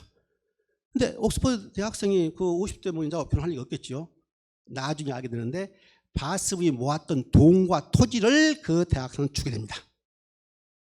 이제 그러니까 앞에서 자기가 했던 것, 자기의 젊음과 아름답, 예쁨, 그것이 나이 먹은 사람의 돈과 경환이 된 것이죠. 그러니까 이 중세의 결혼관인데 오늘날 볼 수 있는 상업적인 뭡니까? 콘트랙트, 그게 적용한다 이것이죠. 그래서 이제 5번째 결혼했는데 남편이 앞처 10점만 읽어요. 책을 읽어요. 화가 나니까 바스 책을 찢어버립니다. 그러니까 그 남편이 바스 부인의 귀를 때려버리죠. 그러니까 바스 부인 땅에 누워가지고 죽은 척이에요. 그러니까 내가 사람을 죽였는가 하면서 잘못했다고 빌게 되죠. 이제부터는 무조건 복종하겠다. 그 맹세를 하고 이제 부인이 일하게 됩니다. 그래서 남편을 주도권을 지게 된 것이죠. 이렇게 지게 되는데요. 이 바스 부인이 이제 이야기를 합니다. 조금만 더 시간을 갖도록 하겠습니다. 이야기를 하는데 아드왕 시대 때 이제 아드왕 시기는 영국의 5세기로 갑니다. 5세기 킹 아서 영화에 많이 나왔습니까? 아드왕 시대 때 한 기사가 숲속을 여행합니다. 숲속을 여행하다가 숲속에 있는 아름다운 여자, 젊은 여자를 보고 자기의 감정을 뭡니까? 성욕을 억제하지 못해가지고 강간해버려요. 그러니까 그 젊은 여자가 아드왕 궁궐에 가지고 그 사실을 말해요. 그러니까 킹 아더가 우리 기사도의 아드왕 궁궐의 명예를 손상했다. 너는 죽어야 한다. 이렇게 말합니다. 그러니까 그때 있던 부인 끼니베어가 제발 살려주세요. 내가 저 기사의 목숨권을 저한테 주세요. 그러니까 줍니다. 아서가. 그래서 이제 그 왕비 끼니베어가 그 기사한테 수수께끼를 줍니다. 1년 안에 이 답을 가져오너라. 가져오면 살고 못 가면 죽는다. 그 답이 무엇인 거 아니요? 여자가 지상에서 가장 원하는 것이 무엇인가? 이거예요. 그래서 이제 그 기사가 그 답을 찾기 위해서 전국을 1년 동안 돌게 됐죠. 많은 사람을 물어볼 거 아닙니까? 그러니까 뭐 사람들마다 뭡니까? 행복, 가족의 행복, 멋있는 남자, 돈, 다 나올 거 아닙니까? 답이 아닐 것 같아요. 그래 고뇌고뇌 하다가 마지막 날 하루 남기고 다시 숲속으로 오게 되는데 숲속에서 노파를 만나게 됩니다. 저 노파는 나이가 많으니까 답을 주겠지 해가지고 노파한테 물어보니까 노파가 답을 주겠다. 그 대신에 마지막에 나의 소원을 들어달라. 그러면서 준 답이 무엇인 거 아니요? 그 누구에게도 간섭을 받지 않는 자주적인 독립권, 그겁니다. 서버런티인데요. 여자가 생각하는 원하는 것은 그 누구의 간섭도 받지 않는 내 마음대로 행사할 수 있는 주도권, 독립권, 그거예요. 자, 오늘날 생각해 보세요. 맞습니까? 틀립니까? 여자분들 말이죠. 제가 우리 학생들 수없이 가르쳐오면서 해보니까 생각하지만 교수님 정답이 다 그런 겁니다. 특이하죠. 600년 전에 이와 같은 생각이 나왔던 거 말이죠. 여자가 가장 원하는 거. 그러니까 이걸 보더라도 중세 사회라는 사회가, 구시대가 얼만큼 남자들한테 찌들렸는가 그걸 예측할 수 있는 것이죠. 조선 작품을 통해 가지고 그걸 과감하게 뭡니까? 타파하고 있는 것이죠. 자, 그래서 이제 정답이 돼가지고 목숨을 구하게 됐죠. 그래서 이제 이번에 노파가 이제 자, 내 소원을 들어달라. 나하고 결혼해달라. 결국 이제 설득해가지고 결혼하게 됐죠. 그래서 그 노파를 안고 침실로 들어가는데 그 노파가 뭡니까? 아름다운 공주로 변했다. 라는 건 페리테일이 되게 된 것이죠. 자, 그렇게 되는데요. 그러면 이제 마지막인데요. 인간이 본연의 모습이 무엇인가? 그러니까 결혼에 대해서, 사랑에 대해서, 여러 가지에 대해서 이제 어떻게 반응하는가에 대해서 이제 인간의 모습을 굳히게 오는데 이 조서의 캔터버리의 첫 부분이거든요, 이게요. 그게 이제 마지막 페이지에 있습니다. 4월의 감미로운 빗줄기가 3월의 건조한 가물 속속 들이켜 들고 모든 줄기가 그 생명력의 물기에 홍건히 적시어지고 그리하여 꽃들이 피어나고 서쪽에서 불어오는 봄바람은 그의 달콤한 입김으로 들녘과 작은 숲의 연한 가지들의 생명력을 불어넣어준다. 아직 이른 태양이 수단공의 반여정을 지났을 뿐이며 자연이 그들의 가슴에 춘심을 자극하여 뜬 눈으로 온 밤을 지새운 작은 새들은 애욕스러운 노랫소리를 쉴 수 없이 지적인다. 그러자 사람들은 순례를 염원한다. 나오거든요. 이거 보게 되면요. 아주 절묘한 게 처음에는 식물이 나옵니다. 지금 4월 달인데 영국은 이제 봄이 좀 늦게 옵니다. 북방구 있기 때문에. 이때가 되면 봄비가 내리거든요. 봄비가 촉촉히 내리죠. 그럼 그 봄비의 줄기가, 물기가 식물을 이제 양분을 제거한 것이죠. 그러니까 식물이 새로운 생명을 얻게 된 거 아닙니까? 그죠? 그러니까 식물계가 이제 부활한 겁니다. 그러자 나중에는 동물계가 뭐합니까? 새들이 잠을 안 자고 짝짓기를 해요. 그죠? 그러니까 식물계 나오고 동물계 나온 겁니다. 근데 동물들은 본능적인 행위를 해. 짝짓기를 한 것입니다. 그죠? 짝짓기를 해요.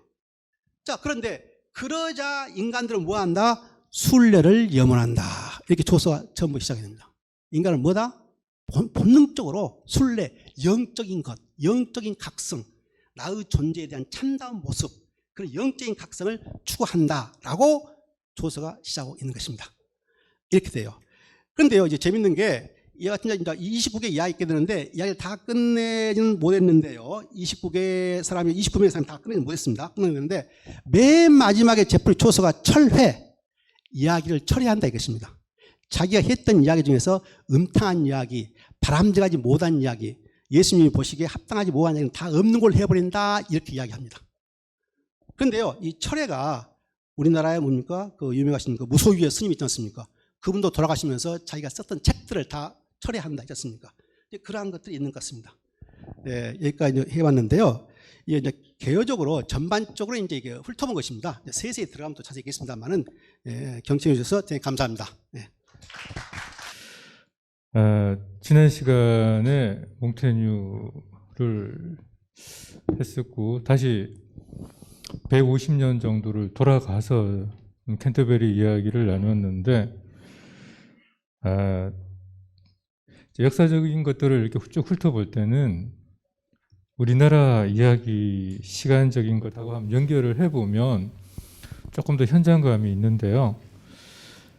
시작할 때 우리 이재성 교수님께서 이 캔터베리 이야기보다 조금 빨리 이제 명나라에서 삼국지 연의가 나왔다고 이야기하셨는데 우리나라로 보면 시기적으로 어떻게 되냐 하면 초서의 생물연대가 1400년으로 되어 있는데 조선을 세운 이승계가 1408년에 사망을 합니다. 그러면 대충 이제 시기가 어떻게 겹치는지 아시겠죠? 고려 말에서 조선 초 우리나라는 연결이 되는데 이런 것들을 볼 때 제가 굉장히 부러운 거는 뭔가 하면 유럽에서는 이제 14세기 들어서면은 자국어로 글을 쓰는 지식인들이 나오기 시작하는데 우리나라는 그렇지 못하고 심지어는 이제 한글도 만들어지기 전 이야기입니다. 조선의 한글이 만들어지고 나서도 거의 뭐 한 400~500년 동안 사용이 제대로 안 됐다가 20세기 들어와서 해방되고 나서 한글이 이렇게 공용화되었는데 서구권에서는 한 400년 이상 빠르게 이렇게 지식인들이 모국어로 글을 쓰기 시작했다는 게 굉장히 부러운 현실입니다. 그러니까 처음에는 좀 거칠더라도 이런 흐름들이 자꾸 다듬어지고 하면서 이제 중요한 문학적인 발전이 이루어졌다라는 데 대해서 굉장히 부러움이 있습니다.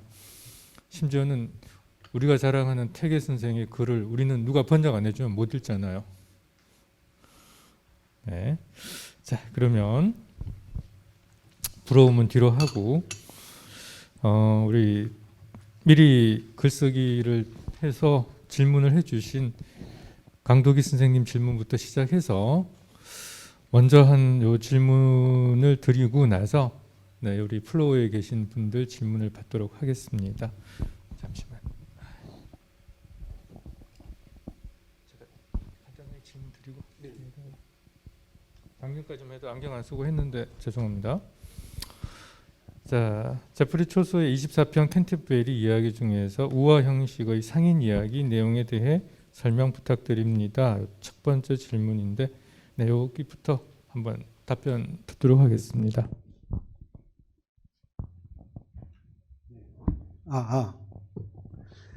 지금 질문 1, 2, 3가 있게 되는데요. 질문 3 제가 이것을 좀 충분히 준비를 해서 사실 답변을 해야 되는데 이 보카치오하고 이제 비교를 많이 하거든요. 캔터베리 이야기가 이게 이제 액자식 구성이다 그런 말을 쓰고 하게 되는데요. 사실 제프리 초서가 외교관이 돼가지고 프랑스 가고 이탈리아 갔습니다. 이탈리아 가가지고 이탈리아 갔는데 그때 보니까 바로 이 보카치오 문인이 활약하고 있었거든요. 그러면서 인본주의가 이탈리아 시작된 겁니다. 그 당시요. 그러니까 14세기 무렵에 인본주의가 시작됐고 이탈리아에서 나중에 15세기, 16세기 돼가지고 영국, 유럽 북부로 올라가게 된 것이죠.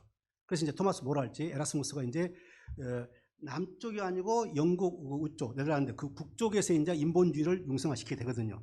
그런데 이 바로 프랑스의 장미의 사랑, 프랑스 로망스 장미의 사랑을 영향을 받고 이탈리아 가서는 이런 보카치오 같은 사람들 영향을 받게 된 것이죠. 그들 작품 일부를 또 그대로 다시 뭡니까 재편성해 가지고 작품을 씁니다. 그게 바로 기사 이야기거든요. 일 필라스트라는 그 기사 이야기 있게 되는데요.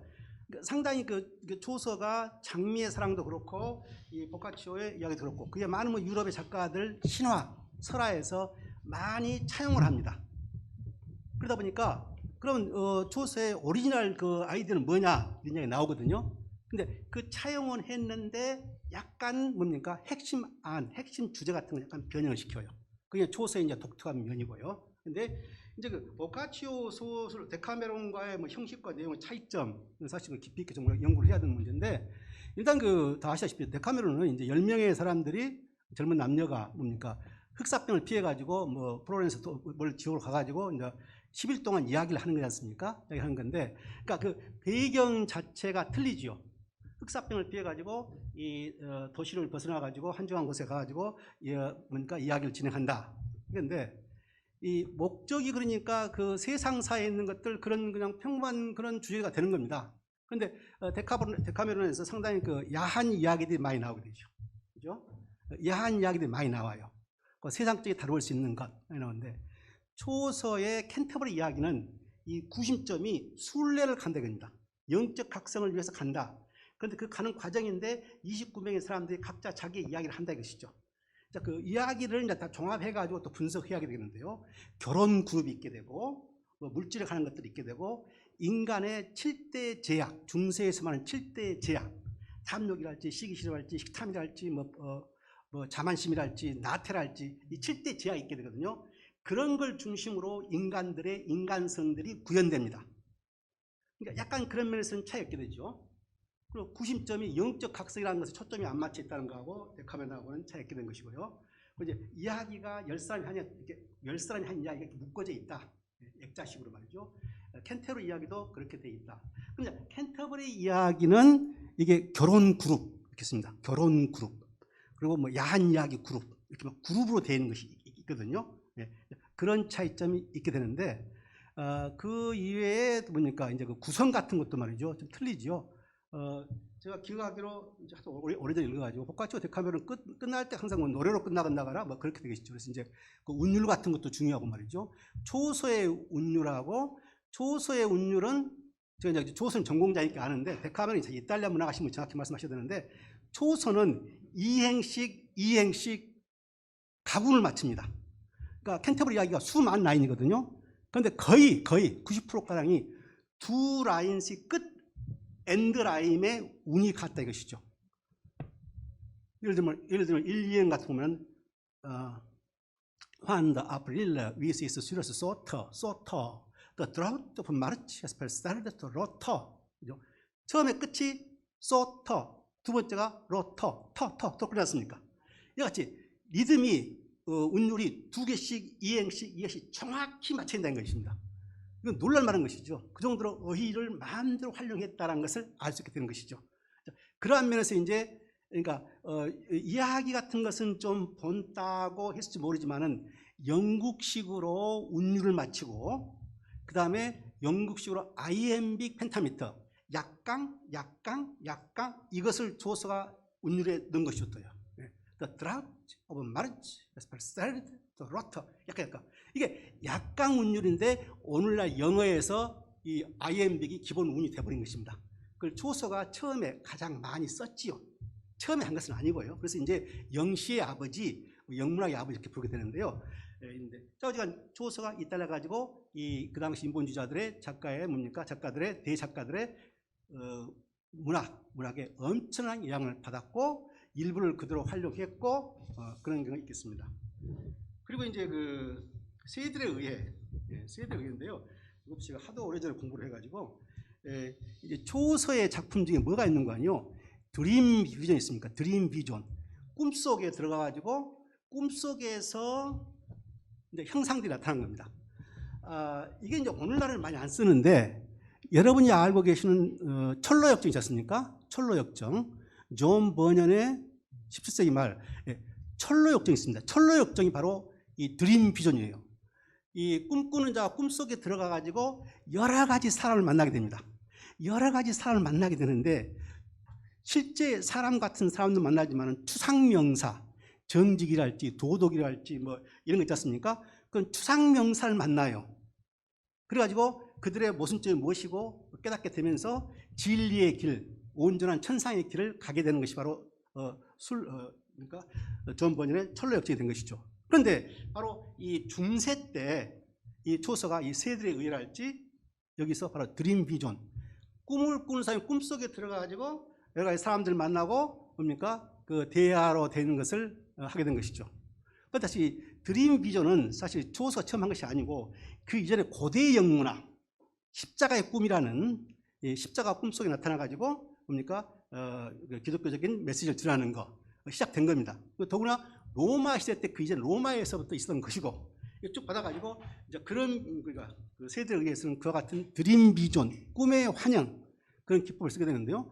문자 그대로 꿈속에 들어가가지고 세들이 모여가지고 이제 디베이트, 논쟁을 벌이는 것이죠. 세들 여러 가지 세들이 나와가지고 그런데 이제 이 세들에 의해서는 그 배경이 세인트 발렌타인스 데이죠. 세인트 발렌타인스 데이, 그러니까 사랑의 날이지 않습니까? 사랑의 날들이에요. 그래서 이제 세들이 참여해가지고 그 사랑의 본질이랄지 자기들이 이루지 못한 사랑이랄지 이런 거에 대해서 서로 뭡니까?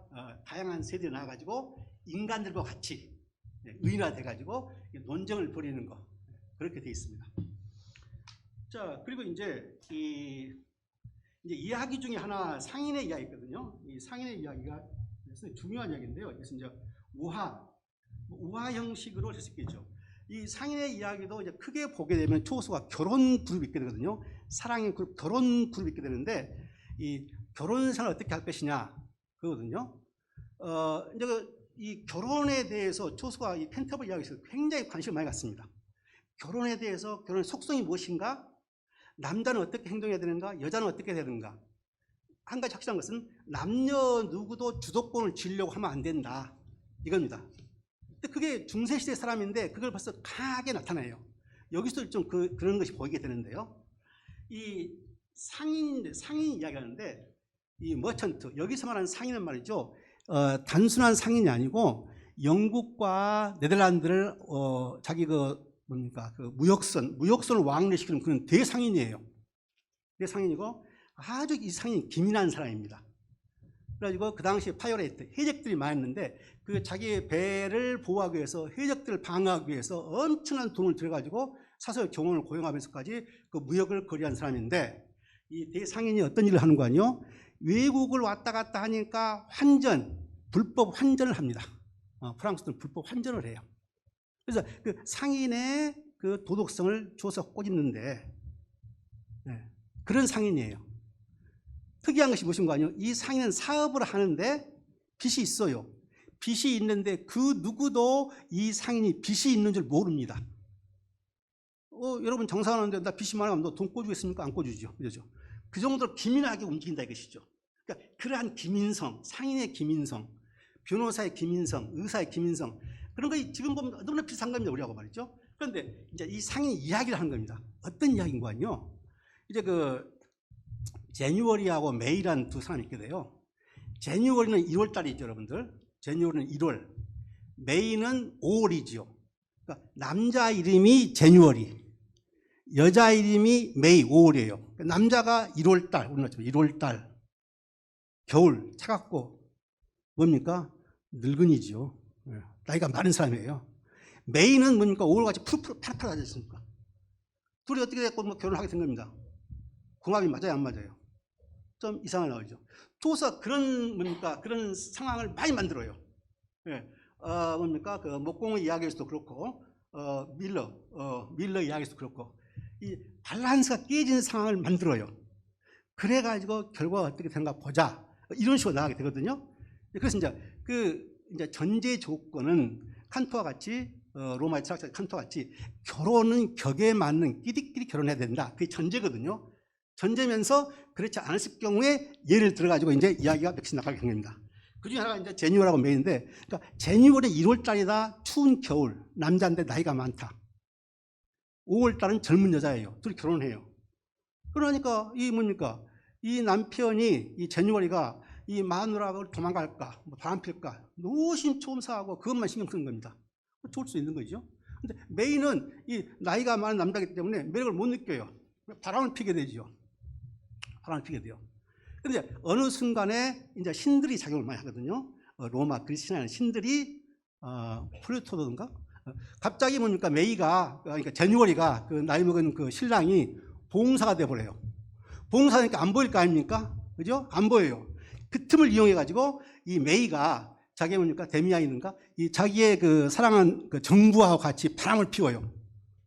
어디서 바람을 피는 거 아니? 나무 위에서 바람을 피워요. 그 밑에 늙은 남편이 거기 있는데 그 위에서 바람을 피웁니다. 아주 뭐 불륜의 여자인 것이죠. 그래서 뭐 이상한 소리가 나고 하니까 이제 그 밑에 남편 말이죠. 궁금해하면서 이상하다 하고 있는데 그 순간 또 다른 신이 이 늙은 남편의 눈을 뜨게 만들어 버려요.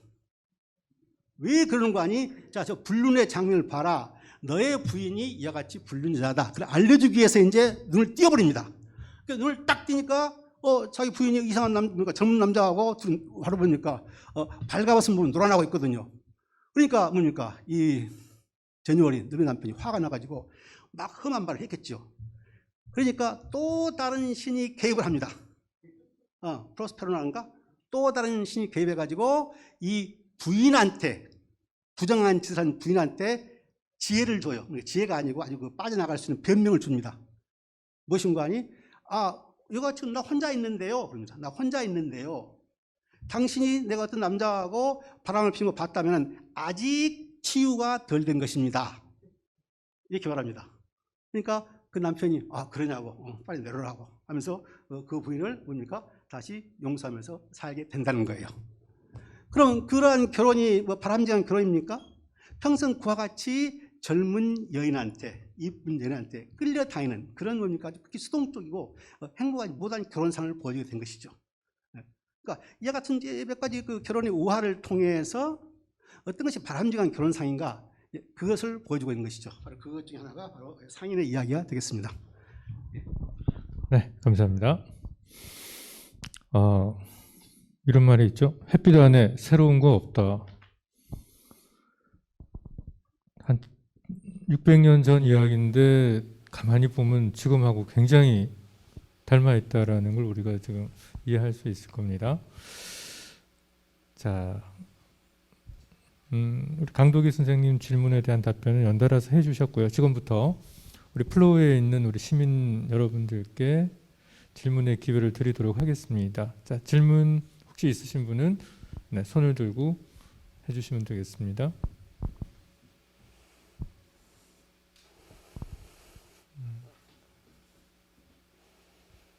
네, 먼저 뒤에 계신 분.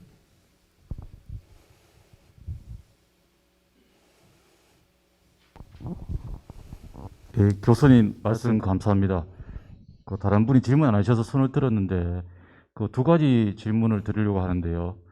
오늘 주제와 좀 벗어나도 좀 양해해 주시고 교수님 이제 영국에서 오랫동안 공부를 하셨는데 다 알다시피 얼마 전에 영국 황실의 여왕의 남편이 우리 100세인가 나이로 이제 돌아가셨습니다.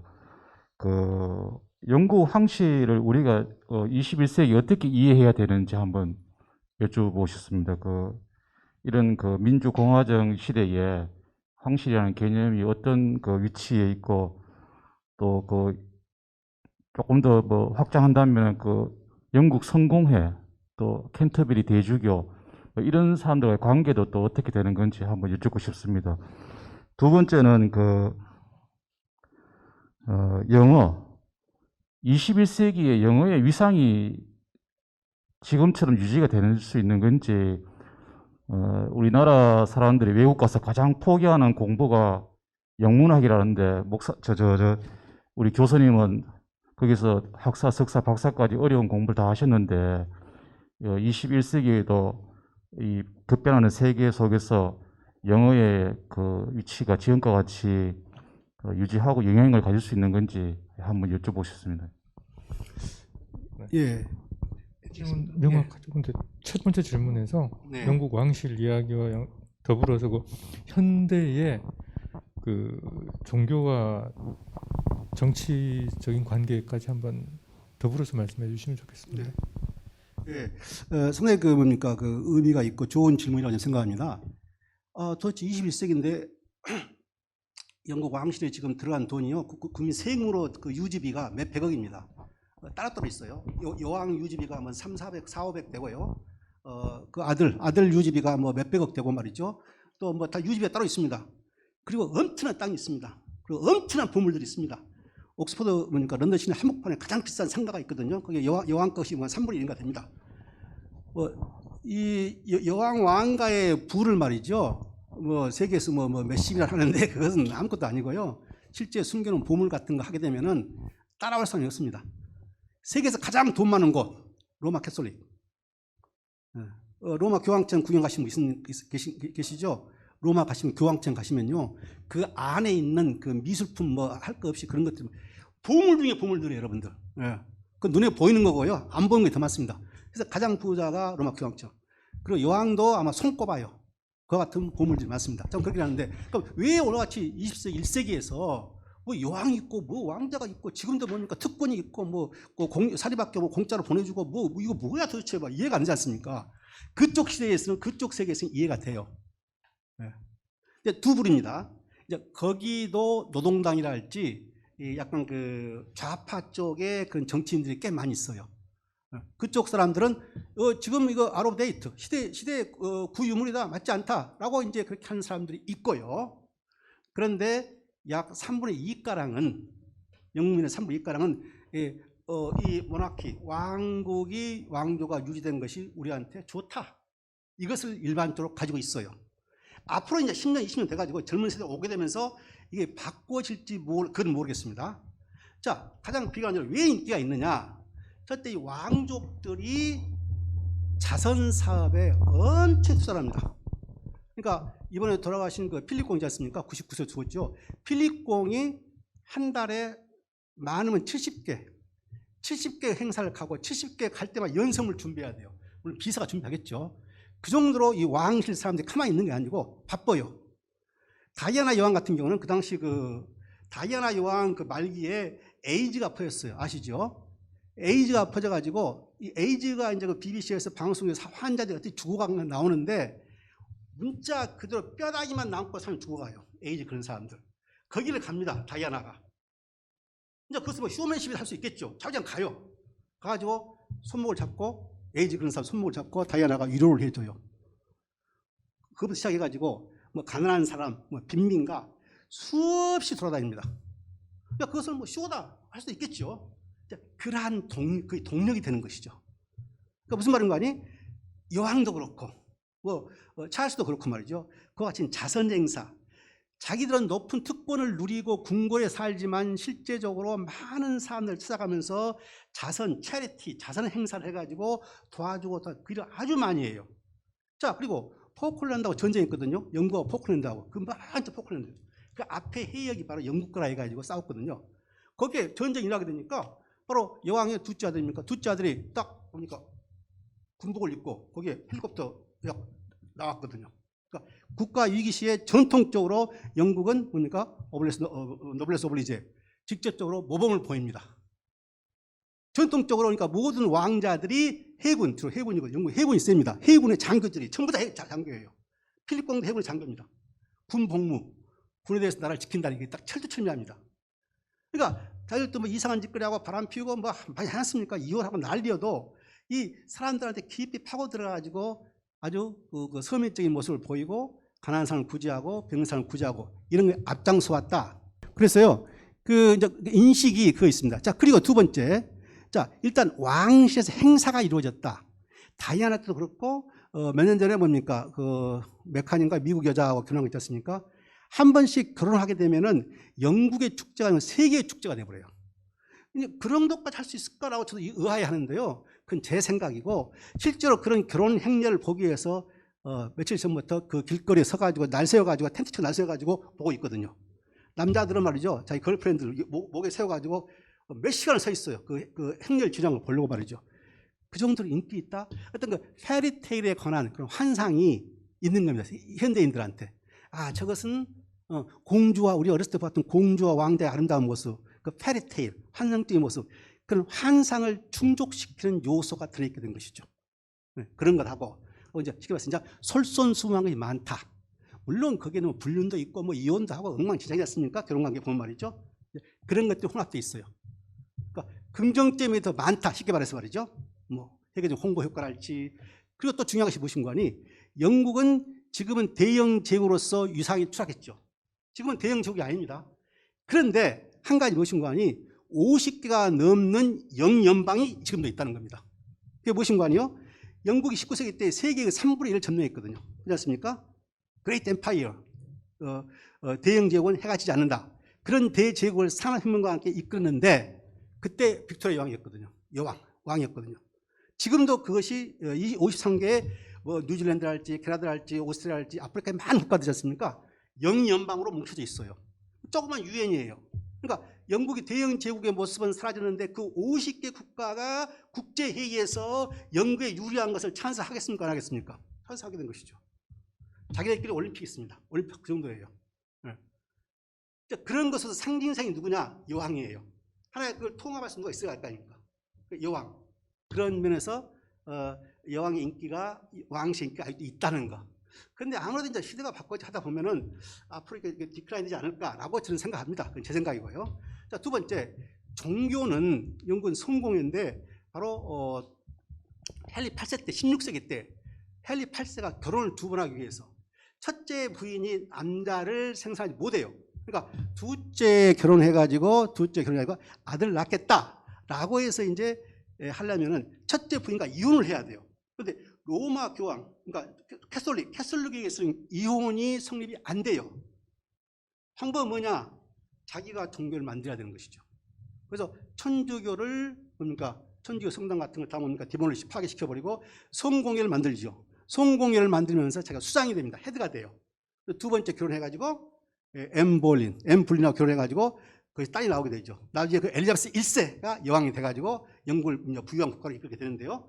그러니까 결혼하기 위해서 그것을 뭡니까? 하게 된 것이죠. 예. 그렇기 때문에 그때부터 이제 성공회의 수장은 머리는 헤드는 슈프림 헤드는 바로 왕이나 여왕이 또 해온 겁니다. 그런 거 하면은 아까 말했던 이제 뭡니까? 우리가 말했던 토마스 베켓 같은 경우 이제 캔터버리 대주교라 할지 또 성직에 가장 높은 사람이 있어요. 실질적인 뭐 인사 문제랄지 행정 문제랄지 운영은 성공 운영은 그분들이 하시는 거고 여왕은 그냥 상징적으로 있는 겁니다. 왕은 상징적으로 있어요. 네. 그 같은 이제 성공회가 있게 되고요. 네. 그런 관계. 정치도 마찬가지죠. 수상이 있게 되고 뭡니까? 여왕은 그냥 형식적으로 있는 거예요. 그런데 그럼에도 불구하고 수상이 이제 실질적인 권한이 있게 되는데 국가에 뭐 중대사가 있다거나 할 경우는 이 수상이 여왕을 만나가지고 비공식으로 상의를 합니다. 가장 비난한 예가 다이아나 여왕 때, 다이아나 공주 때, 다이아나가 바람 피고 뭐 이혼하고 난리 났었습니까? 그때 이제 이 문제에 대해서 워낙 연구 시끄러우니까 수상이 뭡니까? 여왕을 만나죠. 이제 어떻게 해가지고 다이아나가 죽어버려요. 죽어버렸는데 이제 며느리가 죽은 것이죠. 여왕이 죽었어도 전혀 관여를 않고 그냥 초연하게 있는 겁니다. 그러니까 사람들이 볼 때 뭐 다이아나가 잘못한 것도 있고 뭐 어떠 하더라도 죽었으니까 추모 정도는 해야 되지 않겠느냐라고 이제 여론이 떠들게 된 것입니다. 그러니까 수상이 가가지고 마음 회사면서 마음이라고 엄마라고 부르더라고요. 수상이 여왕한테 마음 그러거든요. 추모하는 거 어떻겠느냐라고 설득하게 되죠. 그래가지고 가게 돼요. 그러한 것 외에는 실제 델리키트한 정치 문제, 경제 문제는 관여를 않습니다. 여왕은요. 그런데 이제 얼마 전에 그 세계 경제 위기가 왔죠. IMF 이후인가 세계 그 경제 위기가 온 적이 있어요. 미국의 뭡니까 모기 사건 있지 않습니까? 세계가 흉처했거든요. 그때 여왕이 이제 처음으로 경제 문제를 언급을 안 하는데 LSE 런던 스쿨 오브 이코노믹스 세계 최고하는 경제 경영학 대학이 있거든요. 거기 교수들한테 질문을 한 겁니다. 이렇게 엄청난 경제 위기가 왔는데 당신들 왜 예측을 못했느냐 이렇게 물어본 것을 BBC 방송에 나왔어요. 뭐 그런 정도지 뭐 일일이 개입해가지고 정치에 관여하고 그런 것은 아니죠. 네, 그냥 그렇게 말씀드릴 수 있겠습니다. 자, 그리고 이제 영어 이상 했습니까? 영어 이상을 말씀드리는데요. 영어는 그러니까 80년대까지만 하더라도요. 제가 80년대 영국 유학을 갔었는데 80년대 유학을 갔었는데 국제 회의랄지 학자들 컨퍼런스 하게 되면요, 프랑스 사람 불어를 해요. 독일 사람 독일어를 합니다. 영국 사람 영어를 하고요. 그래서 보통 그 시대만 하더라도 이제 학자들이면은 그냥 영불독 뭐 3, 4개월 다 하는 거예요. 예. 그러던 것이 서서히 바꿔지더라고요. 80년대만 하더라도 중국어가 세계 뭡니까? 국제가 될 것인가? 일본어가 세계 국제가 될 것인가? 이런 논의가 굉장히 많았습니다. 80년대요. 심지어 에스페란토, 기억나시죠? 에스페란토, 인종을 만든 거. 그거의 국제가 노릇할 것인가? 학수가 엄청 많았는데 시간이 지나면서 없어져요. 그러다가 2000년대 되니까, 한 20년 전에 되니까 학수에 가면요, 전부 영어로 다 해요. 독일 사람 독일어 안 합니다. 전부 영어로 다 해요. 그러니까 국제가 돼버린 것이죠. 근데 유럽을 봤을 때 유럽이 16세기까지 라틴어가 지식인들의 언어였어요. 성직자와 지식인의 언어. 그러니까 라틴어를 안 하면은 영불독 할 것 없이 지식인 대우를 못 받아요.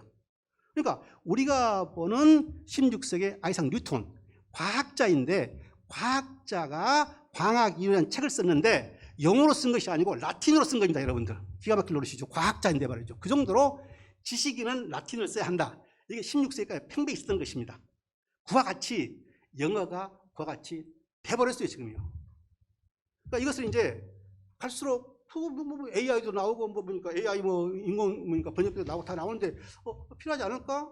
이렇게 생각하시는데 그러니까 영어하고 접촉 부분이 없을 경우는 구태영 할 필요 없죠. 그 순간 다른 거 하면 되지 않습니까? 그런데 영어로 우리가 뭐니까 정보를 모은다, 인터넷 한다, 뭐 한다 하면은 영어가 대세가 돼버렸죠. 그러니까 80 몇 년도에 그 프랑스하고 영국이 항상 대결 국가입니다. 프랑스와 영국이 항상 대결 국가예요. 중세 때부터 100년 전쟁 해가지고 싸우고 난리 났지 않습니까? 그런데 프랑스가 한때 모든 외교 문서랄지 상업적인 그런 것들을 말이죠, 불어를 해야 한다고 공표한 적이 있습니다. 그래가지고 세계 각국들이 갑자기 뭡니까? 모든 것을 불어로 써가지고 프랑스에 뭡니까? 뭐 문서랄지 외교 문서 모든 걸 해야 되는 겁니다. 그 무렵에 제가 이제 프랑스 여행을 갔어요. 프랑스 여행 가가지고 티켓을 끄는데 영어, 쉬운 말로 영어로 하니까는 어디 가는 거 2개 주세요 하니까 아무것도 안 해요. 못 들은 척이에요. 딱 들은 겁니다. 영어를 못 쓰게 하지. 뒤에 있던 이제 그 불어를 하신 분이, 영어도 하신 분이, 그분이 불어를 해가지고 끊어지더라고요. 그 정도로 프랑스가 콧대가 셉니다. 지금은 싹 꺼져버렸습니다. 프랑스 초등학교, 고등학교, 중고등학교에서 영어를 가르치고 있죠. 이탈리아에서 영어를 컴펄서리는 아니고 이제 의무교육은 아니고 영어를 시키고 있죠. 러시아에서 영어를 시키고 있죠. 북한에서 북한의 우수한 애들한테 영어 시키고 있지 않습니까? 이게 퍼져버렸어요, 여러분들. 이거 어떻게 막을 수가 없어요. 막을 수가 없습니다. 저도 그래요. 시내 다니다 보면 아파트면 전부 영어예요. 영문과 교수 영어 뭐 할 만큼 하는데도 말이죠. 무작정 영어 씁니다. 한국 사람들. 기사할 때 영어 아무리 쓰고 말이죠. 이건 아니다 하는데 이거 우리나라부터가 지금 문제예요, 지금 뭐. 좋은 한글인데 왜 영어를 씁니까? 너무 많이 쓰거든, 지금요. 근데 이것을 너무 많이 쓰는데 이것을 어떻게 인위적으로 제어할 수 있는 것은 한계가 있다 이거예요. 지금 젊은 사람들, 20대, 10대 애들이 의식 구조가 틀려요. 아주 틀립니다, 우리더라고요. 아주 틀려요. 그러니까 제가 문학강의를 하면서 영문학에서 지고한 사랑이 나오지 않습니까? 지고한 사랑. 목숨을 건져가지고 사랑하고 막 같은 거 많이 나오거든요. 그걸 강의를 해요, 제가요. 그러면 듣고 있다가 학생한테 물어봐요, 여학생한테요. 이러한 사람 어떻게 생각해? 그럼 학생 대답이요. 교수님, 그럼 부담스럽지요. 지금 이 머리의 패러다임이요, 완전히 바뀌었습니다, 여러분들. 그러니까 우리가 생각한 영어하고 그들 생각한 영어하고 틀려요. 지금 영어 잘하는 사람들은 대부분 더 여유 있는 학생들은 유치원 때부터 영어를 하거든요. 중학교, 고등학교 해오기 때문에 이 영어식 구조, 영어에 대한 인식이 여러분들하고 완전히 틀립니다. 그러니까 모든 거에 있어서 그냥 쉽게 영어로 쓰려는 거예요. 영어로 하려는 겁니다. 말 축약 같은 것도 영어로 막 해버리고 말이죠. 그러니까 우리 딸도 있습니다. 딸들의 지금도 오고 가는 그 글, 뭡니까? 뭐 카카오톡 보게 되면요. 저게 뭔 단어고 이해를 못해. 영어 같은 거 작게 써가지고 말이죠. 뭐 LOL 해가지고 막 하고 막 나오거든요. 그런 시대예요. 때문에 이제 이 영어는 어떻게 이 영어가 팽창돼가는 것을 억제할 수는 없다는 것이 제 생각이고요. 물론 이제 2, 3년 지나서 모르겠습니다만 앞으로 10여 20년간에는 그게 안 돼요, 여러분들. 안 되고 일단 영국, 미국 영어로 통용되는 곳과 뭐 통화를 하고 뭐 무역을 하고 뭐 하게 된다. 영어를 배울 수밖에 없다가 되어버렸죠. 근데 그 열기가 중국에서 지금 퍼지고 있다 이것이죠. 중국에서 퍼지면 뭐 끝난 거 아닙니까? 네. 그렇기 때문에 이제 그러한 면에서 뭡니까 상당히 그런데요. 그래서 이제 AI가 나오니까 그 필요 없지 않느냐. 저희 친구가 이거 자동 번역기 회사를 크게 해요. 그래가지고 하는데 그 친구가 이제 지금 계속 진보해가지고 하게 되는데 지금은 굉장히 잘 돼 있습니다. 그 자동 번역기 있어요. 여행 가면서 할 수 있게 되는데 약간 조금 깊이 기본적인 여행 가가지고 상업적인 걸 사게 되는데 좀 깊이 들어가면 못 해요. 네. 그런 한계 있어요. 근데 이제 이런 그 자동 번역기랄지 그런 것은 시간 문제입니다. 그러니까 10년 전에 나온 자동 번역기하고 구글 번역하고 20년에 나온 거하고 최근에 나온 거하고 갈수록 업그레이드 되고 있습니다. 이게요. 앞으로 10년만 가면요. 제 생각에는 아주 철학적인 거랄지 뭡니까 아주 어려운 거 문학적인 감성 깊은 거 그런 것까지는 모르겠습니다만 대부분 앞으로 10년만 가면은 이 자동 번역기가 거의 나오게 돼요. 자, 그러면 자동 번역기가 나오니까 왜 영어를 할 필요가 있느냐라고 생각할 수 있겠죠. 나와도 영어는 계속 필요하게 됩니다. 자동 번역기가 한다 해가지고 사업하는 사람이 외교문서 작성하는 사람이 자동 번역기 100% 의존해가지고 안 놔두거든요. 다시 풀프링을 또 합니다. 두 번이나 하게 되거든요. 네. 매사의 모든 것을 자동 번역해가지고 할 수가 없는 상황이 생기게 되거든요. 생기게 돼요. 그래서 이제 영어는 앞으로 막을 수 없는 거고 10년 20년까지는 말이죠. 예, 그렇게 말씀드릴 수가 있겠습니다. 예, 안타깝네요. 우리 아이들 영어 공부 계속 시켜야 되겠네요. 말씀 중에 참 공감되는 게 프랑스는 유럽에서 중국과 같습니다. 그러니까 모든 문화의 중심은 우리다 이랬는데 그런 프랑스마저도 이제 영어권으로 편입되는 상황이라고 하니까 이 흐름을 어떻게 하겠습니까? 네, 혹시 또 다른 질문 있으면 받도록 하겠습니다. 네, 저 뒤에 계시는 분.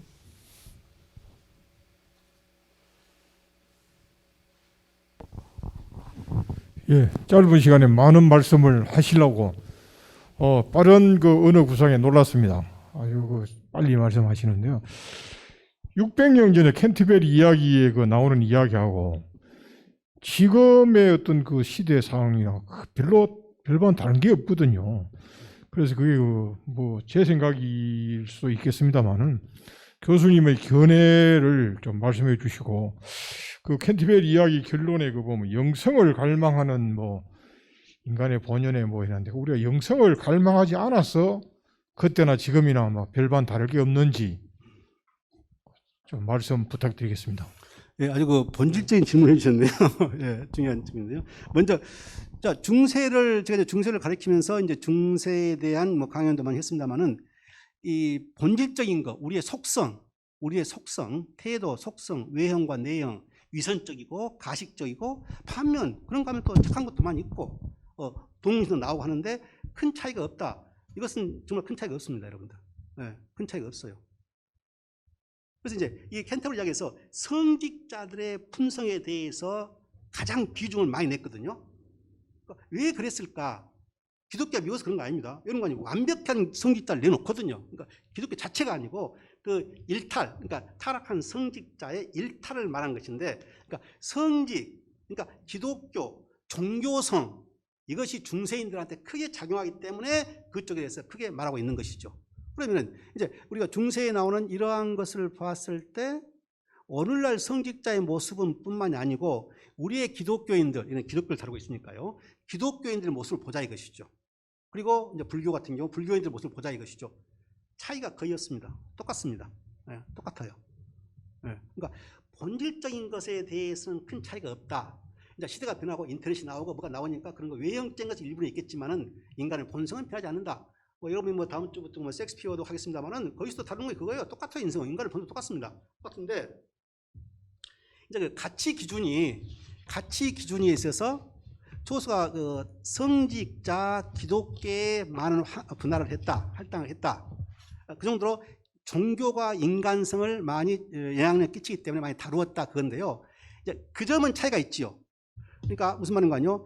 그 당시는 태어나서부터 죽을 때까지 기독교 절기에 의해서 한 인간의 일생이 그냥 그대로 돌아가는 겁니다. 예.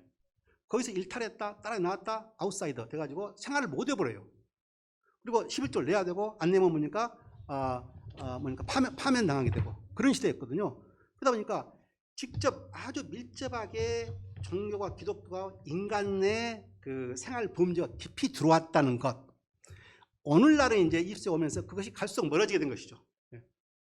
르네상스가 지나면서 16, 18, 17세, 18세 이성의 시대가 돌아가게 되면서 계몽주의가 나오게 되면서 서서히 기독교하고 약간 인간의 그 생활 범죄하고 약간의 거리감이 있게 된 것이죠. 그러니까 중세인들이 오늘날 현대인들을 본다면 저렇게 살아가지고는 다 지옥 갈 텐데 할 것입니다. 네. 그래도 이제 그럼에도 불구하고 많은 사람들이 뭡니까? 교회를 가고 뭐 절에도 가고 뭐 영성을 위해서 뭡니까? 수련하고 있지 않습니까? 네.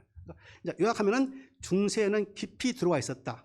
그 기독교에 맞추어서 생활을 했는가 안 했는가는 2차적인 문제고 일단 기독교가 인간 사회 속에서 깊이 들어와 있었다는 것이고 오늘날에는 갈수록 뭡니까? 이제 거리감이 생기게 된다 이것입니다. 근데 21세기 와가지고 코로나가 생겼습니다. 코로나 바이러스. 교회에서 이제 비대면이 많이 이루어지게 되거든요. 그러다 보니까 많은 목사님들이 걱정하세요. 이 코로나가 끝나도 사람들이 교회에 나오는 수가 줄을 것이다. 그런 차이가 있을 수 있죠. 자, 그럼에도 불구하고 초소는 인간은 그러니까 교회 가고 안 하고를 떠나서 뭘 추구한다? 내적으로 나란 존재란 무엇인가? 나 창조주와 나하고 관계는 무엇인가? 내가 어떤 세상적인 가치관이 많이 있게 되는데 내가 꼭 그 세상적인 가치관, 돈 벌고 아파트 사고 뭐 자식 들고 성공하고 이런 것 말고 뭔가 나 영적인 존재, 나의 본질은 무엇인가? 특히 영성에 대해서, 영적인 나의 존재에 대해서 인간은 본질적으로 생각을 갖고 있다 그것입니다. 예. 그래서 여러분 어떻게 어그리하십니까? 예, 있지 않습니까? 예. 그것을 조수가 말하고 있는 것이죠. 그래서 영성이라는 것은 기독교적인 영성이 아니더라도 불교에서도 말하는 뭡니까? 영적인 거 있지 않습니까? 그런 거요. 뭐 해탈이랄지 고차원적인 그런 거, 도덕적인 차원. 예. 그러니까 세상적인 가치관을 떠나서 인간은 본질적으로 그와 같은 세속과 결별된 또 하나의 영적인 그런 가치관을 찾기 위해서 인간은 뭔가 고뇌를 한다. 그러한 모습을 보여주고 있지 않나라고 저는 생각합니다. 네, 인간에게서 영적인 것을 찾는 것도 결국은 인간 입장이죠. 저도 여기 앞에 그 시를 보통 이제 캔터베리 이야기하면 제일 많이 인용되는 게 그 4월부터 시작되는 시 이야기인데 꽃이 피는 것도 짝짓기 하는 거죠. 새들이 노래하고 하는 것도 짝짓기 하는 거고 다 해놓고 이제 인간만 영적인 것으로 이어가는 것도 역시 인간의 관점이 아닐까 하는 생각은 합니다만 또 그것이 또 인간에게서 전혀 중요하지 않은 부분도 아닌 것 같습니다. 자, 이제 시간이 거의 다 돼가는데 혹시 원장님 혹시 질문하실 게 있으시면 네. 마지막으로 우리 원장님 질문 받고 마치도록 하겠습니다. 그런데 광고 시간에 우리 시민 여러분들에게 말씀드리고 싶었던 것이었습니다. 저희들이 운영하는 이 인문 포럼은 동네 인문학은 좀 넘었습니다. 그래서 이름도 인문 포럼이라는 말로 조금 바꾸었습니다. 보통 요즘 유행되고 있는 인문학 강좌는 그냥 한 귀로 듣고 흘리고 가고 끝내고 이렇습니다. 그러나 우리는 대학에서 파견되어 있는 이 인문학 강좌이기 때문에 우리한테 중요한 것은 1시간 동안 강연도 중요하지만 그 강연을 듣고 거기에 대한 우리의 생각을 여기서 토론하게 하는 그것이 또 1시간으로 이어져 있습니다. 그러나 시간이 가면서 차츰차츰 그 토론 시간은 줄어들어서 좀 안타까운 그런 생각을 늘 갖고 있습니다. 그런 의미에서 저는 억지로라도 좀 말씀 토론이 이어지도록 그렇게 이렇게 이 자리에 섰습니다. 제가 말씀드리고 싶은 것은 오늘 이 교수님 그 캔터베리 이야기를 여러 가지 측면을 말씀해 주시면서 끝에 요약해서 비가 오고 봄이 되어서 비가 오고 식물이 자라고, 식물이 자라니까 동물이 또 웅성이고, 더 나아가서 세 번째는 사람이 이제 등장한다. 그런 말씀까지 해주셨는데, 그 사람이 이 마지막 바스 부인을 통해서 그 사람이 무엇인가? 바스 부인은 이 세상에서 가장 귀한 것은 자율권이다. 그렇게 말씀하고 계십니다. 그때 그 자율권이란, 인간에게 있어서 자율권이란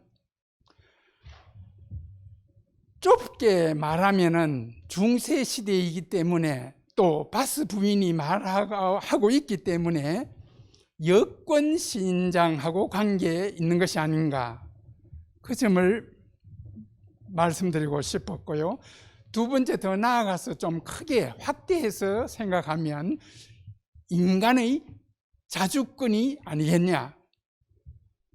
이것은 지난 시간에 우리 몽테뉴를 우리 강의 들으면서 사람은 어떻게 살아야 할 것인가 10가지를 제시하면서, 그 중에서 저희한테 와닿은 것은 자기로서 살기, 자기로서의 살기.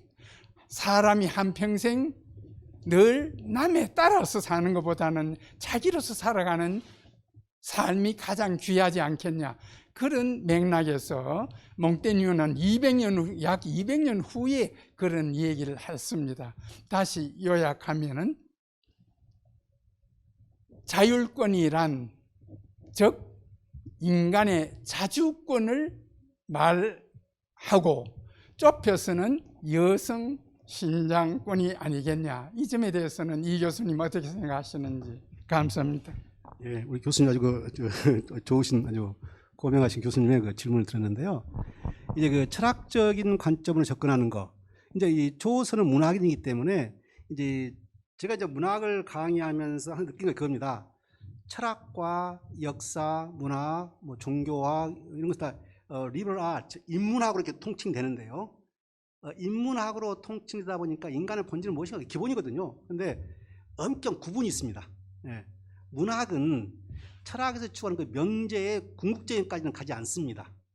특히 문학은 생활 속에서, 접함 속에서 우리가 경험으로 부딪힐 수 있는 거, 그 정도까지로 한계가 지워져요. 그러니까 철학자들이 봤을 때 좀 뭡니까? 좀 소극적이랄까요? 네로우 마인디드, 좀 좁은 개념이 되는 것이죠. 그래서 이제 바스 부인 같은 경우는 조서가 이제 여권 신장까지 고려했다고 생각할 수 있겠습니다. 있는데, 일단 중세라는 사회가 여성의 위치를 봤을 때 재산권이 제한됩니다. 모든 게 제한돼요. 그리고 일할 수 있는 것이 없습니다. 유럽 사회에서 18세, 19세 돼가지고 공장이 세워지면서 사람이 생겨되면서 이제 여자들이 공장에 가서 일하면서 자주적인 직장생활 하게 되면 돈이 생기게 되니까 자주권이 많이 나오게 되는 건데, 그 이전에는 일할 것이 없어요. 그러니까 자연적으로 결혼에 속박된 것이죠. 그러니까 결혼해야만이 여자의 일생이 경제적인 안정이 될 수 있는 것이 대부분의 사람이었던 것이죠. 그런 환경이고요. 이제 이 바스 부인이 자기가 꼭 여권 신장을 생각하고 대의적인 마인드를 갖고 했더라기보다는, 우선 결혼이란 인간이 가장 접하기 쉬운, 가장 우리가 접하고 있는 흔한, 여기에서 좁혀가지고 보았을 때 결혼과 성을 보니까 고상한 것도 있긴 하지만은 그렇지 않은 것다 이것이죠. 우리가 경험으로 보니까 봤으면 그거거든요. 자, 남자와 여자와 생기가 왜 생겼느냐? 자기가 질문을 던집니다. 그러니까 오줌 누기 위해서, 남녀를 구분하기 위해서. 봤으면 그래요. 에이, 다 알잖아. 경험으로 성적 쾌락을 위해서 한 거 아니냐 이렇게 말하거든요. 네, 그러니까 인간이 본능적으로 갖고 있는 그러한 것을 담고 있어요. 자, 그리고 이제 결혼을 몇 번 해야 이상적인 것이지? 자기는 5번 했거든요. 그러니까 창피스러워요. 정당화시키죠. 솔로몬은 마누라가 700명이었는데, 성경에서 그 중하게 다루는 솔로몬은 700명, 첩이 300명이었는데, 대부분 뭡니까? 선지자들이 막 2명, 3명이었는데, 나도 5번 했으니까 적게 한 편은 아니지만은 그렇게 justify, 성경을 끌어들라고 정당화시킵니다. 그러니까 일상생활 속에서 쉽게 볼 수 있는, 우리가 접하기 쉬운 그것의 속에서의 어떤 자주권. 그리고 이제 결혼을 보게 되니까 이 남자들의 여러 가지 면에 의해서 여자들이 피해를 본다 이것이죠. 자, 결혼을 이 여자가 5번 했는데 앞에 세 사람은 나이가 많고 돈이 많은 사람들이에요. 이 부인은 젊고 나이가 젊어요. 그러면 결혼해가 뭐가 있습니까? 나이 많음과 돈하고 젊음과 예쁨이 바꿔진 것이죠. 그러니까 상업적인 교환이 이루어진 겁니다. 1, 2, 3가 말이죠. 그래서 간파한 거죠. 조서가 말이죠. 예. 그러니까 그런 걸로 봤을 때 그런 결혼 생활을 형부하지 못하다 이것이죠. 예. 그리고 어느 한쪽인가는 그런 걸로 인해 가지고 불협방이 생기게 되고 한다 이것이죠. 그래서 이제 그런 우리가 쉽게 접할 수 있는 그런 상황을 설정해 주면서 독자들로 하여금 깨닫게 하는 것이죠. 그런데 이제 우리 교수님께서 말씀하신 대로 자, 이 부인이 뭡니까? 자율권 말하는데 이야기 속은 그 이율배반적이 아니냐 이렇게 하는데 여기서 이제 그러니까 바스 부인은 하나의 뭔가 우화적인 인물로 초서가 세워놓은 것이거든요. 우화적인 인물로 세워놓고 본론은 다르게 이끌어가는 거. 그러한 것을 볼 수 있겠습니다. 가장 중요한 게 조서가 관심을 가졌던 것은 이 자주권 문제에서 남녀가 일단 행동하고 생각하는 것에 있어서 행동과 생각에 있어서 스스로 나의 생각, 나의 행동을 내가 그런 것을 생각을 내가 행동을 할 때 꼭 관습이랄지 남자랄지 이런 의식을 하고 행하게 된다. 그걸 지금 말하고 있는 것이죠. 그런 것이 없이 행동했으면 좋겠다라고 하는 것이 이제 조서의 좁은 의미에서 자율권 그렇지 않나 이렇게 생각합니다. 네, 감사합니다. 혹시 좀 시간이 다 됐는데 나 이 질문 안 하면 집에서 잠 안 오겠다 하시는 분 있으면 한 분만 더 받아보고 네, 없으시네요. 다행히 일찍 마칠 수 있겠습니다. 오늘은 우리 이동일 교수님 모시고 캔터베리 이야기로 인간에 대해서 이야기를 했었고요. 다음 주부터는 이제 5회에 걸쳐서 섹스피어 이야기를 진행을 합니다. 어떻게 보면 많이 우리가 들어서 아는 것 같은데 또 어떻게 보면 잘 모르는 내용들이니까 네, 다음 주부터 5주 동안 함께 참여하셔서 섹스피어에 대해서 새롭게 한번 들여다보는 시간이 되었으면 합니다. 긴 시간 강의와 토론에 임해주신 우리 이동일 교수님께 한 박수 부탁드리겠습니다. 네, 감사합니다.